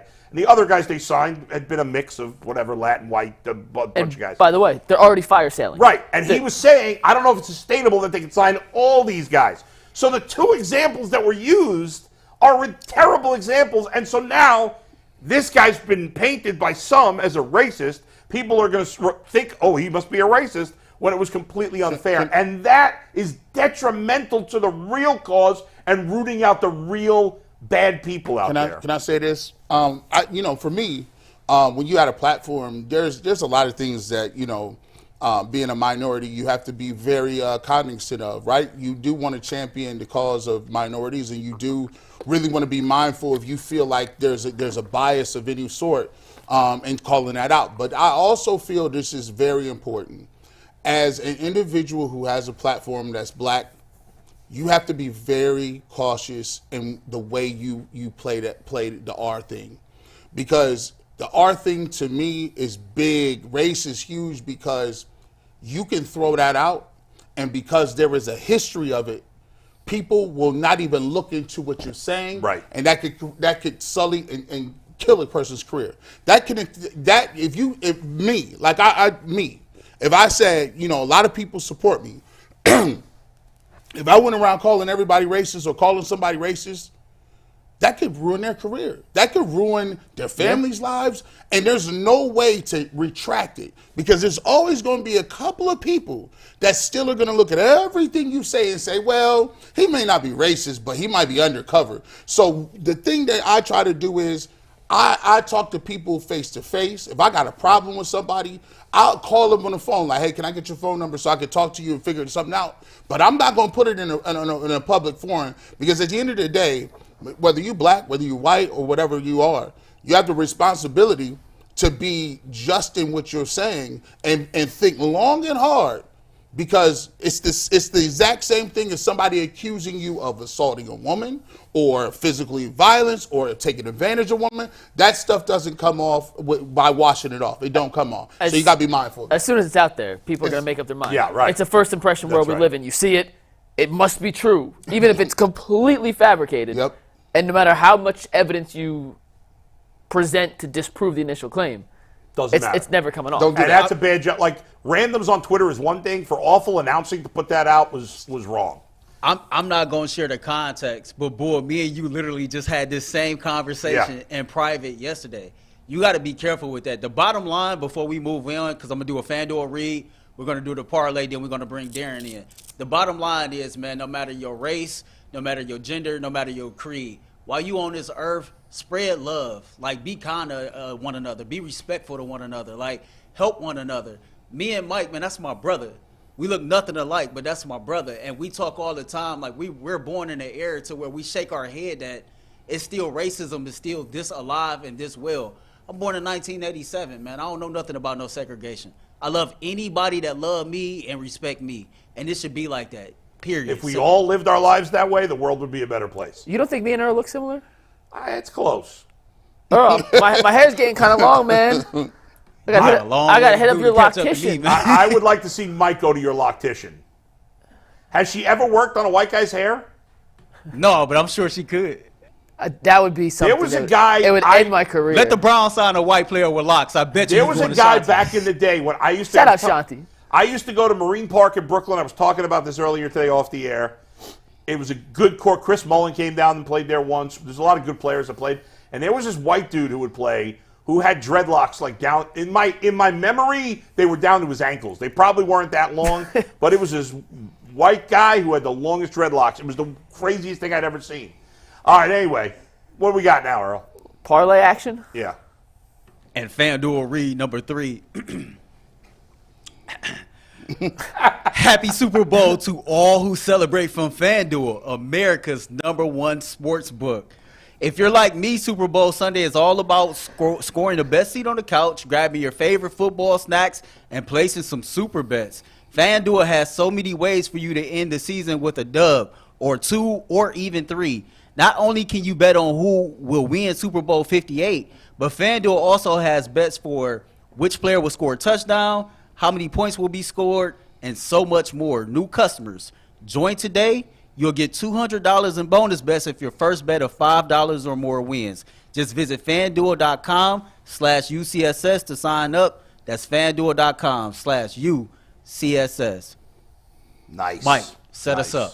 So we are doing the ultimate same Yeah. game parlay for the Super Bowl. That means each day of this week, Monday, Tuesday, Wednesday, Thursday, Friday, we are coming together as a consensus group, whoever's on the panel, to lock in one leg of the parlay. Now on Monday, we had over-under passing props. The panel agreed that the under for Brock Purdy at 245 was the bet we were going with. On Tuesday, we had rushing yards. We went over 67.5 with Isaac Pacheco. By the way, I would not have been with you guys on that one. Okay. Would you take for the record? Okay. Well, you weren't here yesterday, so That would have been a stay away for me, but okay. But I So- wasn't part of the battle that day. today we are going with receiving yards, and I don't have my glasses or contacts in both. So when the graphic Why? comes up, because with the I wore my glasses with the IFB yesterday, it tilted. So why not contacts? Because I got to get more contacts right now. I got to pay for a car. I'm a little broke right now. So What happened to your car? I got hit like a month ago. We've talked about this. Oh, yeah, that's right. Yeah. So All right, Earl. you so- got to read the. I just can't see the screen. You Yeah, gotta read it okay. for So me. here we go. So these are the 5 we're considering. Over, under. Can we get that full screen for a sec? Just because it's a little hard for me to see, too. So If I Travis squint really Kelce, closely. 72.5. Can we get that full screen or no, Steve? There we go. Debo, 59.5. Brandon Ayuk, 63.5. Kittle, 49.5. And Rashee Rice, 67.5. All right, guys. So let me ask you this. Is there one or more that you want to just stay away from totally? Yes. Want to take it right out? Yes. Which one? Kittle. I'm with you on Kittle. Kittle's too volatile. If Kittle could have 2 yards, he could Or have 200. 150. Yeah. He's way too volatile, so let's take Kittle out. I'm gonna keep it real. Debo Samuel is way too volatile for me. Then I'll take Debo out too. Every I'm fine. single game he All come right. in, he fall out. Those are my least favorite 2 of the Okay, 5. so those are out. Now, Kelce over seems like a no-brainer, Yes. but you know the Niners defense, they got good linebackers. Like, what are they going to do? I don't know. Could they? Okay, I don't know. So that's under consideration. Rashee Rice. I've been betting. I've been FanDueling it up. He is volatile as hell. He'll get 2 catches for 57.5 yards. That's a lot of yards That's for a a rookie lot of wide yards. receiver in the Super Bowl. All right, so let's take him out. So now we're down to Kelce and Ayuk. They're my 2 favorites. Yes. Okay. Can I present a case for Kelce real quick? Go ahead. Because that's my number 1. Yeah. In playoff games and when it matters most, Travis Kelce has been at his best. Yes. You even look last week against Baltimore. 11 targets, 11 catches, 107 yards.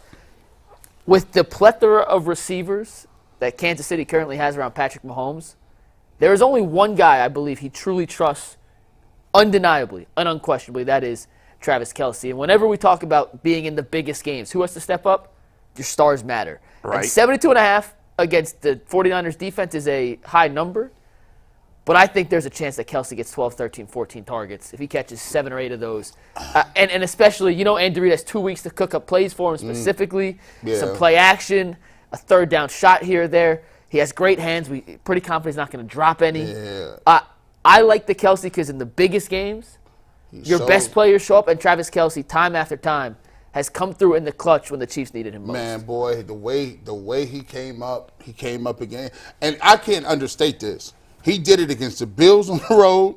He did it against the Ravens on the road. And I could just hear Nance. Tony, hey, listen, Kelce's open for 25 to open the game. He already got 25. I'm telling you, the first drive, he's already 25, 30 yards. Yeah. They're going to give him that. I just think that you'd be an idiot or be a fool not to do Kelce over. His girl going to be in the building. Yeah. I tell you, though, I love Ayuk over.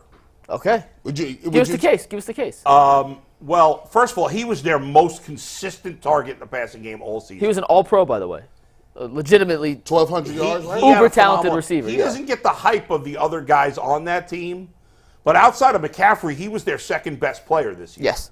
Well, not outside of McCaffrey, Offensively. including McCaffrey. Yeah. He was their second best player this year. And he has consistently gone over that yardage.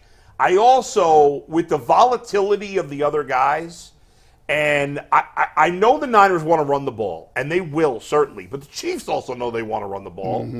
And I don't think McCaffrey's going to – I think McCaffrey's going to have a good game, but I don't think he's going to have this monster game on the ground.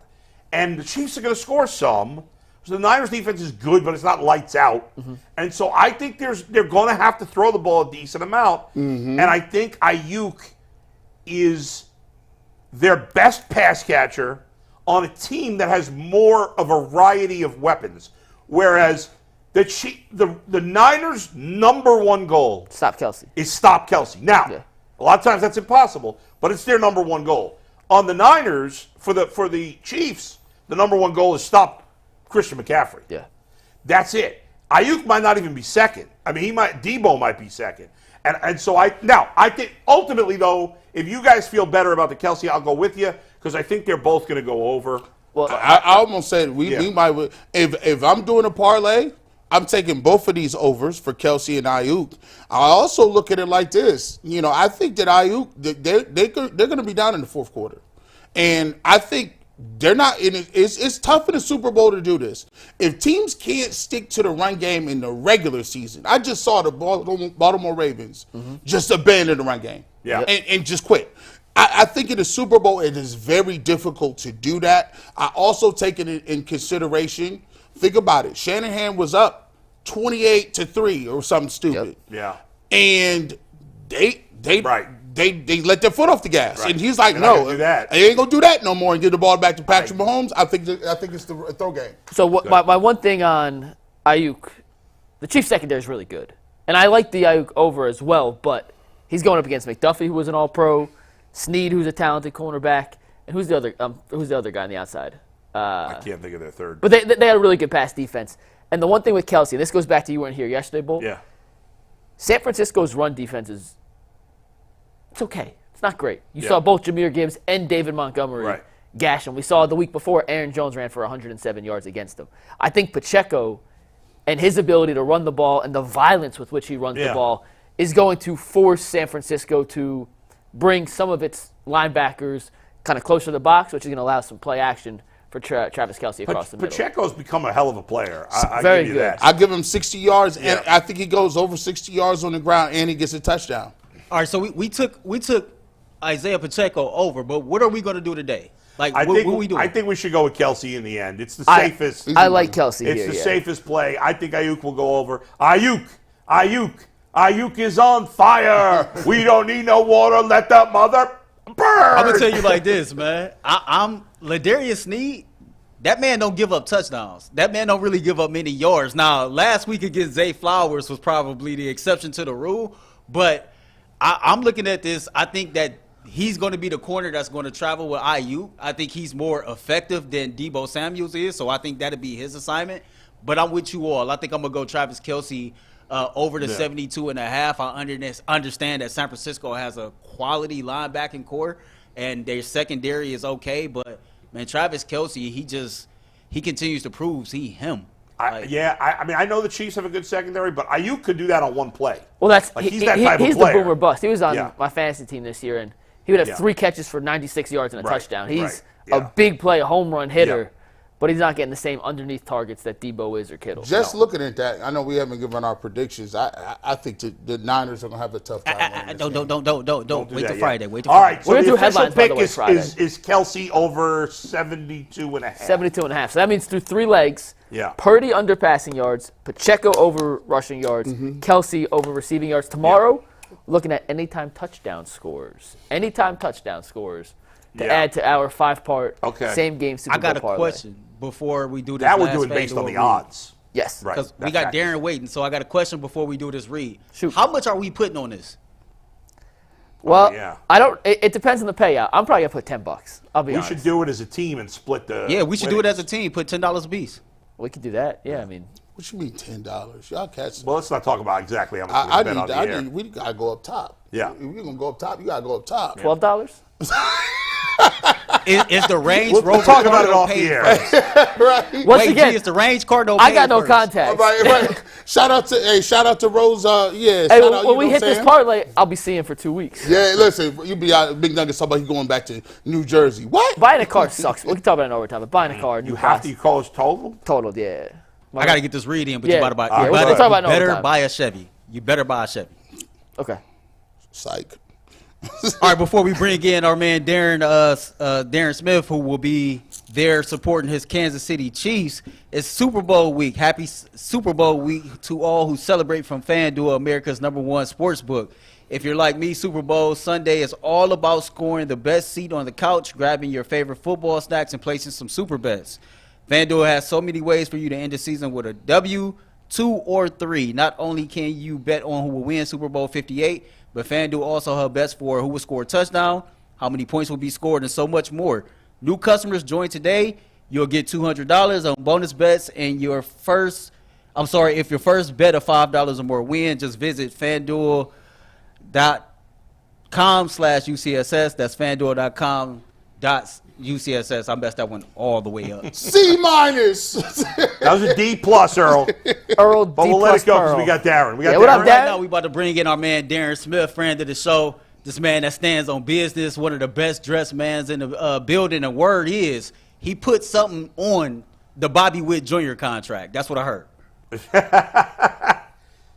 Oh, we can't hear We can't Darren. hear Darren. All right, 1 second. We got to get those We'll levels figure it out. together. We'll figure it out. Darren's looking Darren's sharp, though. He Is always that like does. a Baltimore Ravens colors, though? Man, he got this deal, man. I'm sorry. He's got the man. best deal in the business. Yeah, Men's Warehouse. I'm a big dude. What's up, man? Y'all should have been giving me these suit deals. What's up? If you, Yeah. hey, you Men's Destination Warehouse. XL. Come on, let's go. athleticbigboys.com. While we're waiting for Darren, real quick, what's your dream UCSS sponsor that would get swag? Like Jordan. a Jordan deal so you get shoes? Yeah, that's Nike. true. Although Nikes, I want to wear Nike so bad, but they don't make wide shoes. They don't Nike. come in. They don't come in Fred Flintstone size. They don't come in the Fred Flintstone size. So what- It's a so problem. what's I the got answer for fat you? feet. The answer for me is lose 120 pounds. I know. No, and not then I get normal sneakers. Not that answer. What's your dream sponsor answer? I hadn't ever thought about it for just clothing. No, it could be. He said shoes. Oh, it could but be something clothes, in that vein. food. It could be American Airlines. yeah. Hawaiian Airlines. That'd be a good one. Yeah, that'd be a good one. And then they send us there every year to do the show there for a week. That'd be great. awesome. I definitely need that. Listen, shout out to them. Listen, y'all can hit me up. I'm ready to go. We were going to do a topic today, and we just kind of got busy with other stuff. We were going to do a topic on, like, how much do you fear that the Browns will never be able to get to the Super Bowl because of Patrick Mahomes? And that's something we're going to talk about. Why did we do that? Well, we're not going to do that. We probably either going to do it on Behind the Glass or I'll probably do it tomorrow. But right now, we do got Darren Smith. We got Darren? With audio. Darren, What up, Darren? you're looking sharp as a What's tack, going on, my man. fellas? What's up, Darren? Well, I appreciate it. Hey, this is not Baltimore Ravens. I know. I heard. No, Yeah. well, this, no, we didn't roll like that here. So no, this Yeah. is just how my Is guy that a got me dressed. 7-part suit, Darren? How many parts of that suit are there? That's a 12-part. That's a 12-part parlay suit. It's right. I don't know if you heard it, Darren, but we're all this week we're picking. Oh no. I watch every day. I know exactly. I what know. you're doing, Well, boy. I didn't know Come on, you're now. at the Super Bowl and if you're too busy. I'm waiting. Well, look, I'm waiting on you. I'm waiting on Friday because I'm gonna put whatever you all put down. I'm gonna match it out here in Vegas. So whatever y'all put down, I'm Okay. putting down on it as well. All right, He stands out business. And I'm gonna throw this. They're gonna try to steal this. Listen, they ain't stealing this. Hey, I gotta ask you. Listen, this is the way I'm feeling. This was supposed to be the year y'all was down. This was supposed to be the year that y'all was gonna be terrible. That y'all didn't have the receiver. That y'all was gonna get bounced out of the playoffs because you was on the road. And lo and behold, here you go, right back in Vegas, right back in the Super Bowl. And I'm gonna tell you what. This is a note to all these other teams. If you think Patrick Mahomes is just going to give it up by y'all doing the same things, he's not. So you better overdo it. He's standing in the way of a lot of cats. And if they don't give these teams help, he might go the next decade. How have y'all been able to get this off by reinventing yourself? Well, look, I mean, this team has been able to deal with adversity. When you have veterans like Mahomes, Travis Kelce, Chris Jones, they've been through the highs and the lows, since this run started 6 seasons ago. So even when you have the drops and the penalties and stuff like that, as champions and as veterans, they're able to work through it and get their teammates and coaching staff to buy into it. And so it's been a collective team effort, to be quite honest. And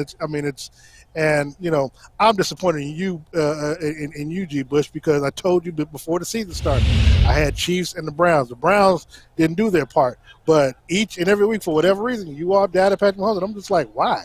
Why would you do it until Not look, everybody. just like the Bulls and everybody else? Yeah, Mikey, you was the only one. Mike was the but one. here's the thing: until you knock them off, why would you go against them? Facts. Well, listen, I think Facts. the truth is people always want to look for the fashionable new team, right? Like the Chiefs felt like a little bit of old hat this year, and I think that was the sentiment. Yeah. But here's the thing. This is true, though, Darren, and I'm curious. Patrick Mahomes, listen, I love this guy. He's phenomenal. But he wasn't quite as good this year. Even in the playoffs, he's been good, but not his like when I talk about Myles Garrett, I'm always like, there's another. Patrick Mahomes is not this year played at his highest level. He's been better other years. Tell me why has he been not quite as good as he's been other years this year? Well, this season, Allegedly. as you know, right. Well, this year, as you know, obviously the with the two new tackles, they've had problems with the penalties. So they led the league in penalties with a lot of false starts. Jawan Taylor, I think, had about 13 false start penalties. So that would stall and kill drives. Bring you back. Also, the wide receiver, they dropped a lot of passes. I think they dropped maybe 30 passes this year. So when you say he's not having the type of season, well, if you factor in the amount of drops that they had, if those are completions, he's probably throwing for another 5,000 yards this year, and the record and everything else is probably much different. And he might be looking at a back-to-back MVP season. In the playoffs, you got to remember, in the game against Miami, it was negative degrees out there. So and they did enough. Miami, of course, were they're just not playing that type of weather. So that was going to be an easy win for the Chiefs. The following week, when you factor in what happened in Buffalo laid an egg. I mean, Buffalo probably should have won, or at least got the game in overtime. But Josh Allen does what Josh Allen does, and we appreciate him each and every year. Last week 2 weeks ago against Baltimore, well, talking to Matt Nagy and Steve Spagnuolo on the field after the game, their biggest thing was, one, they were surprised that Baltimore stopped running the football That was when so the score stupid. was tied, which it was stupid and killed an easy parlay for me, which really pissed me off. But when you think about it, once they got the lead, and we've always said with this defense that he's had this year, if you're going to score and beat Kansas City right now, you better score all your points in the first half, because if not, the most this defense has given up over the last 2 months is 7 points in the second half. So once Kansas City got their lead defensively, whatever it is, during that halftime adjustment, Matt Nagy has been on. I'm sorry, not Matt Nagy, but Steve Spagnuolo has been on point with that defense. And so last week against Baltimore, he just wanted to, quote unquote, game manage to make sure that he didn't put himself in a position to lose the game for the Chiefs. So just to confirm, you're saying you don't, and I'm not. Listen, I watch the Chiefs play, but I'm watching play every week as closely as you. So you don't think Patrick Mahomes' game changed at all? It was just the receivers weren't as good. The line did he not play as well, or you think it was all that? No. So during the season, yes, there were tons of Mahomes mistakes where I felt he kind of regressed some. But again, when you look at the receivers dropping the passes, I mean, again, you had a lot of drive killing plays, penalties, and stuff like that will stall the drive and put you in positions where instead of it being 3rd and 1 or whatever, now you find yourself at 3rd and 16, and then he's trying to go for a home run, and now you got a punt or it's an interception. So no, I'm not saying Patrick was playing at an MVP season, but the drops, but it was a combination of the drops, the quarterback play, as well as the penalties that you would see or you would think was a down season for Mahomes. Now in the playoffs, Mahomes came to an understanding with himself, whatever it takes to win. If it means I got to throw for 300 yards, I'll do it. If it means I got a game managed as long as we can advance, and that's what I'll do as well. Darren, it feels like Patrick Mahomes has entered that rarefied air that whoever's facing the Chiefs feels some type of unmeasurable, immense pressure just because of what they're facing on the opposing side. I go back to Baltimore. They ran the ball all season long.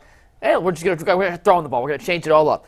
Go to the Buffalo game in the playoffs. Instead of just checking the ball down to Stephon Diggs on 2nd down, Josh Allen's trying to take chances to the end zone. They end up missing the field goal.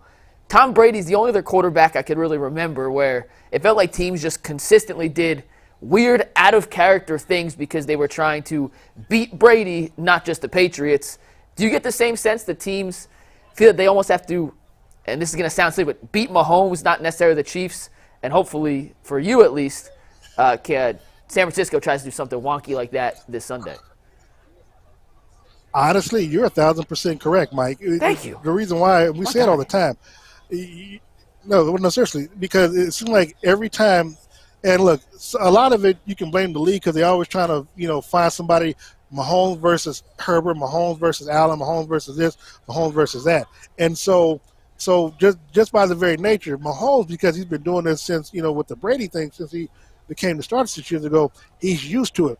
But the other quarterbacks, because everybody wants to try to measure themselves against Mahomes, somehow, some way, whether it's the play caller, the head coach, put their quarterbacks in a situation where when you least expect it, they're gonna coach them out of character. They're gonna do. Look, last week, Lamar Jackson had ample opportunities to run the football. Yep. And we're sitting there and talking to Spags. Again, they were shocked that they stopped running because it was like what they want to do was to make him become a quarter, make him pass, and that's exactly what they did. But they had lanes wide open. The running backs could have had yardages to run the football, but for whatever reason, and I know Harbaugh talked about, I think a week or so later, that they didn't have a problem, but trying to run the football, but they just felt that if it was going to be a high-scoring game, that they needed to get points on the board early, and again, they just played without themselves. Darren, as I look at the Kansas City Chiefs and I start to look at the gauntlet that you have to go through, I've created my own, own concept. It's called Operation Stockpile. And Operation Stockpile needs to be in full effect as of today. I think one of the reasons why teams consistently lose to the Chiefs, and they lose in ways that you find baffling, is because they think that you can come with this medium style where, we don't need this receiver, and we don't really need a name running back, and we don't need that, and they go into these games talk about what you don't need. No. If you're going to if you look at the team that actually beat the Chiefs, right? Burrow, Chase, Higgins, right? To Boyd, Mixon, all four of them had to do something, five of them. If I'm the Cleveland Browns and some of these other teams, you no longer can come in there and talk about, I'm trying to wait for this 6th-round pick to develop, and we don't really. They better do something now to catch him, because I'm going to tell you what, right now it just seemed like he being Jordan right now. He's running off these runs, and I remember a whole lot of people with no rings when Mike was playing, and I don't want that to happen to you organizations. What do you feel about that? I'll be honest, again, out of all the teams that was in the AFC, Cleveland was the one team that I didn't want the team to face. But also, there were some players that was hoping that they would play Cleveland because they wanted to match themselves up against Myles Garrett, who's probably going to be the defensive player of the year. They wanted Juan Thornhill, saying to come back to Kansas City, but they remember that preseason game where, look, y'all kind of embarrassed, the starting left and right tackles in their preseason game. So there was a little get back that they wanted to have, and the fact that you all were number one most of the season, I guess Baltimore might end up as the top seed at the end, but they were really wanting to measure themselves up against what you all were doing, up against Jim Schwartz's defense, because most of the season, you all were number one, and that's what they were looking forward to. And again, they knew what they felt like they could do to Lamar Jackson, to force him to throw the ball versus run the football. They didn't really know what you was going to get with Flacco. Now, granted, they could get after him, but the fact that Flacco being 6'6" and can throw the ball pretty quickly, I still think I know Kansas City still would have won, but it would have made for a much tighter game because of your running game along with your passing game and Kevin Stefanski, who, to me, has grown better as a play caller, and it could just be because he had Flacco, versus all the other quarterbacks who, went down with injuries this season. Darren, my man, the one thing I have learned about you since our relationship have grown is you stand on business. Now, by now, everybody has seen the question that you challenged Roger Goodell with. What I want to know, what was the temperature in the room when the cameras was off? Like, after the question was asked and after everything settled down, what was the atmosphere like? Speak to that a little bit. Well, went up to shake Goodell's hand, thank him for coming to, allowing us to come to to the press conference, but I said, well, if you want to get together about those numbers, and he pointed to some lady off in the distance, whatever, she can provide the data. Well, I wouldn't even have asked the question if I didn't already know the data, because I contacted the NFL Network that morning and got all the numbers. So so when I asked the question, I already knew the answer. And it was some reporters, black, white, and they were like, "Oh, thank you so much for asking the question." And I was like, "Well, you could have asked the question yourself," but it is what it is. And not surprising at all that he had the same gutless answer he gave to Jim Trotter, where he didn't even really answer the question, Darren, because he's like, well, he did. Forget that. Let's talk about this, where I can say, hey, there is diversity here. Well, okay, nobody's saying I didn't that ask the you NFL. about this. What's that? No, but and I was like, I didn't ask you about this. Right. I asked you about this. So, right, but he was. It was interesting. Yeah. I'm sorry. Go ahead, Bull. No. Go ahead. I want to hear more what you want to say. You got to say. Oh, no. I was just saying that it was interesting because the first question that I asked, which was crazy, because that was the one that ended up on Pat McAfee's show about the streaming stuff yesterday. So just got through talking to him, and he wants to come on the show tomorrow with me on Radio Row.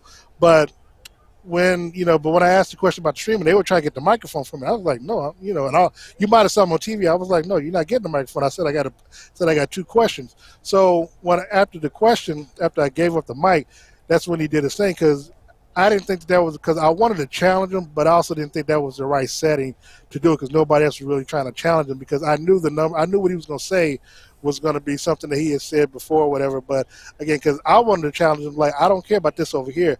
Ask you about blacks, not minorities, which can include white women, not, and not people of color that can be Asian, and, whatever.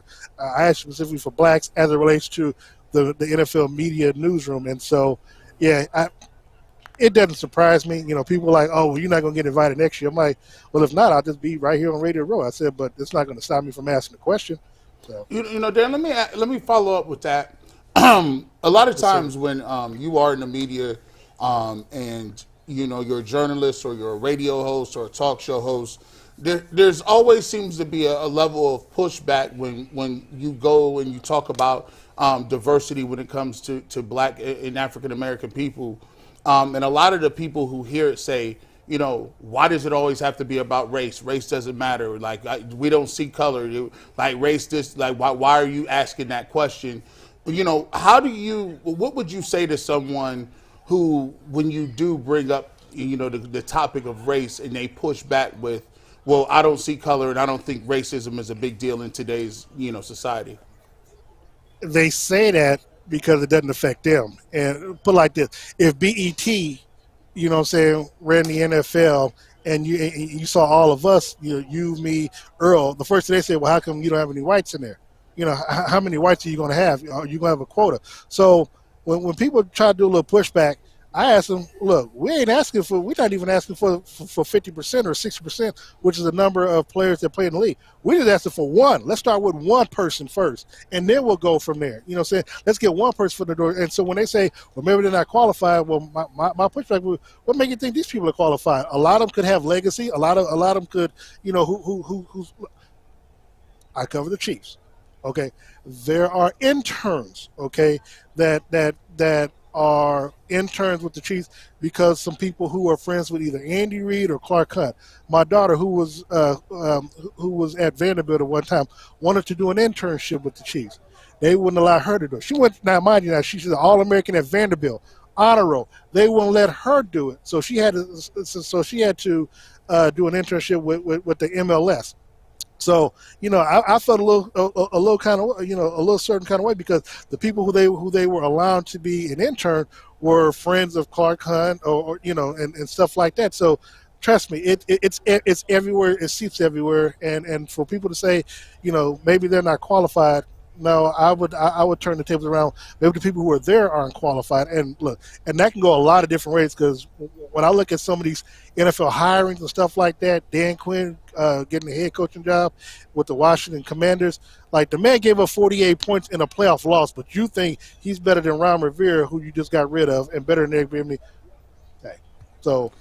Hey, I got a lot of pushback. I can push back a lot when it comes to this stuff. Let's keep it real. First of all, anybody that says I don't see race, they're usually racist. The people that say that. That's ridiculous. We all understand that everybody looks different. It's embracing the differences and getting to know people for their differences and similarities, because in the end, down deep, we have more similarities, all of us, different races, religions, all these things, then we have differences. But getting to know the differences, that would make the difference. And it's I do also hate when people say, as you guys brought up, well, maybe they're not qualified. Okay, it is unreasonable for me to believe that there's not a single black person that is qualified for this job. So that's impossible to be believed. We all get it. In a perfect world, everybody at every job would be hired strictly on merit. The best person for the job gets the job. But we understand that doesn't happen. That's just the reality of the situation. So it's ridiculous to be disingenuous about that. Go ahead, Dan. No, I was going to say if people want it perfect, they should be upset at Eve eating an apple off the Garden of Eden. Because once that happened, then that was it. So that was way back when the time of man had just started. I will say this, man. To me, I don't care if look. Be proud of who you are, where you come from. I am unapologetically black. I love black people. I love my people. I love all people. My brother-in-law is down there. He's white. He's somewhere around here on Radio Row, probably taking pictures or something. But but that's my brother. I love him to death. But look, and if a race riot comes, he knows what side to be on because he's got to protect my sister. So he's on my side. But I say that jokingly. To say that it is okay. It's okay if you're white to believe in what you believe in. But just stand on it. Don't be. Look, when people try to call me being racist, I'm like, oh, you can't be racist if you're black. Now, but I say, look, I just happen to have pride in my people where I come from, and I know that there is discrimination. We face it every day. I mean, look, the hardest job in America is being a black man in America. So, but I don't lean on it. I don't use it as a crutch. Look, I love what I do. I'm blessed with what I do. I don't complain. I would literally do this for free, and at times that's exactly how I feel like I'm doing. But, I wouldn't trade what I'm doing for anything else in the world right now. And I know we trade for a spot on Radio Row right now, too. Darren, how do you see the game on Sunday playing out? The 49ers are favorites. I know you're not betting against Mahomes, so how do you see Super Bowl 58 unfolding come Sunday? I'm going to be honest. So it's actually 2 calendar years. Fall of 2022 when the Chiefs went out there and played San Francisco. They were at full strength. They had just acquired Christian McCaffrey, and they had Debo, they had Ayuk, they had Trent Williams, they had their defense. And the Chiefs went there and beat them 44-23. I do believe the way this defense has been playing that they're not going to give up more than 17 points. But this could be one of those high-scoring games. Patrick and Kelsey and everybody's talking about it's going to be one of those games. So I'm gonna give both teams more points than what I really want to. But I've got the Chiefs not only covered, I got them winning. I think it's going to be a 31-27 type ball game. Chiefs win back-to-back. Mahomes gets his 3rd Super Bowl ring, and we're good. So that's so you got the over and the Chiefs on the money line, huh? No, I take Chiefs money. Yeah. I'm going Chiefs money. Don't get pulled. We're making predictions. You told me I can't get mine. Sorry, you're right. I forgot. Yeah, boy, I didn't tell you that. Earl told you that. I forgot. Thank you, Darren. Hey, one thing. Hold on, one thing, because I know you got to go. Next time you have Sean Merriman on, because I know he was on with you all last week, ask him about the bet that he lost to me. That's all I'm going to say. You ain't going nowhere yet. Okay. You ain't going nowhere yet. I got another question.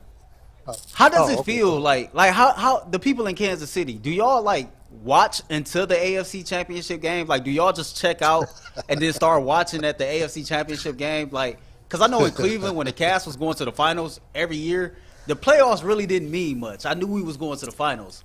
So it's do y'all pencil yourself in AFC Championship game minimum? Football.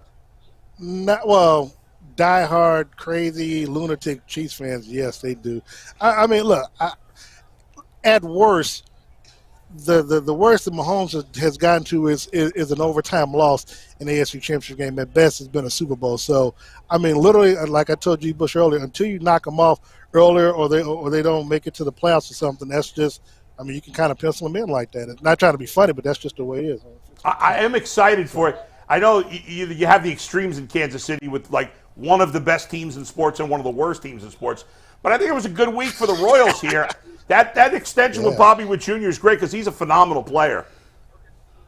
Well, it helps because what they're trying to do, they're trying to get a new ballpark stadium again. Billionaires want taxpayer money. That's a story within itself. But it helps them. You keep a homegrown kid here for, I think it's a 14-year deal with $11 million of it guaranteed. So it's good press for them that Salvador Perez wants to stay here as well, and so there's going to be a tax initiative on the 4th, on the first Tuesday in April. That will continue the revenue for the Chiefs and the Royals if it passes. But the Royals are looking to move from the Truman Complex to a downtown stadium. Darren, real quick before we let you go, if this is your Wednesday suit, what can we expect on Sunday? Oh yeah, I'm thinking a 27-piece masterpiece. I would tag UCSS. I'll tag it either in the press box or on the field after the Chiefs win. But trust and believe, it's going to be pimpish. Damn. Pimpish is a hell of a How many word. suitcases do you bring with you to Kansas City for all these suits? I brought 3. I brought 3. Joseph Darren's like a fashion. He's like a fashion model. Burlington Coat Factory, Joseph A. Bank. You should Where be is this for us? talking to me about this is unacceptable. I'm just as big weight-wise as Darren. You can get suit jackets in my joint. Hold on. Darren said, speak for your damn self. Hold on, wait a second. Just because I got Sean Merriman buying me a $55,000 Wagyu tomahawk steak, don't mean after the Super Bowl, after we get through partying and stuff, I'm not going to try to get back down a little bit, man. Hold on now. That was out of pocket. That was out of pocket. I might have been talking about his shoulders. If you say Darren's out of pocket, which pocket are you talking about? Yeah, he's got a lot of about pockets. 58 pockets. Darren, we love you, buddy. We'll see you later, man. Appreciate it. Thanks, Darren. All right, man. Love y'all, man. Y'all take care. Thank you so much. Great Darren Smith. He's the Honorary he's UCSS. part of the team. He's Darren. no longer a correspondent. He owns some sort of stock, bro. Shout out. Yeah. Hey, that's a beautiful thing. Somebody that liked the show so much that he watch it in a different time zone, covering a different team right. every single day. That's crazy. It is. We got also real quick, Darren, I'm telling you, is in the know. Like, if it happens with the Chiefs, Darren texted me, and the news is public, so I'm not. You saw what happened to Pat Mahomes' dad? Yeah, right. Darren texted me 4 hours before TMZ had it. Oh, really? Because I texted him, what time you want to come on this week? He's like, I'll call you later. I'm dealing with this situation. Yeah. And I was like, what do you mean? He's like, it'll break in a few hours. Oh, okay. He was on top of it all. Yeah. Like, Darren knows stuff. We got super chats real quick, Earl. We don't have super chats, but we do have time for final thoughts. So I just want to lead that off. I think this has been an amazing show. I thought that we touched on topics that we normally wouldn't touch on. We had authentic conversations. I love being a part of Ultimate Cleveland Sports Show. I love being around my brothers, man. Like, y'all are dope. Like, just keep iron sharpens iron. And as we love each other around here, I pray that more people externally can love the show to show that same amount of love to whoever's around them. I like to have a final thought. Yeah. I hate when I get something wrong. And when I said Don Newcomb earlier left to go fight in the Korean War, Earl chimed in and said Steve Becker said it's World War II. Yeah.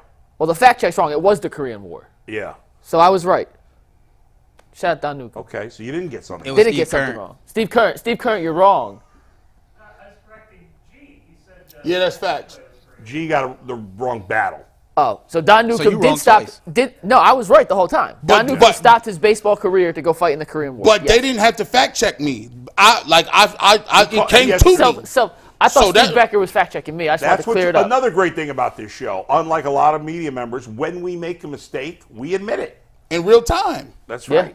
I admit it. You screw up. You're talking off. We're not reading off a script. We're not, some robot here. You're going to make mistakes. We were going to talk about the Mahomes-Browns we got to get to potential that clash. tomorrow, I think. We can do it tomorrow, Friday. We'll do it before the Super yeah. Bowl for sure. But it's a great topic, and Earl, I know you may do it for This year took it to 216. another level because this year it didn't seem as much a foregone conclusion that they were going to go. It seemed like a down year for them, and they still got there. It's crazy. So that's what makes it harder to think you can get past them. But he's been to 6 AFC championships in 6 games, 6 years as a starter. By the way, did you see Deshaun Watson talking to Ryan Clark about kind of the same thing? he asked him, when you're playing against Patrick Mahomes, what are you thinking about going into the game? And there's a mental aspect, and it's Brady. Jordan was like that. I think LeBron in basketball had got to it. I'm not sure if he's still there now, but in his peak. When he was playing the Hawks and the Raptors. Yeah, there's a legit mental aspect. It's not just beating the team, it's overcoming the mountain of Mahomes. Yeah, but it's still not the same with basketball because we got a little tired of the regular season, of the playoffs here, because we knew that there's no way LeBron was going to lose. Whereas the football, no matter how good Mahomes is, anything can happen. Anything can happen. All right, we'll see you on Overtime. We're talking about our favorite movies of all time. That's next. We see ya. Peace. Peace.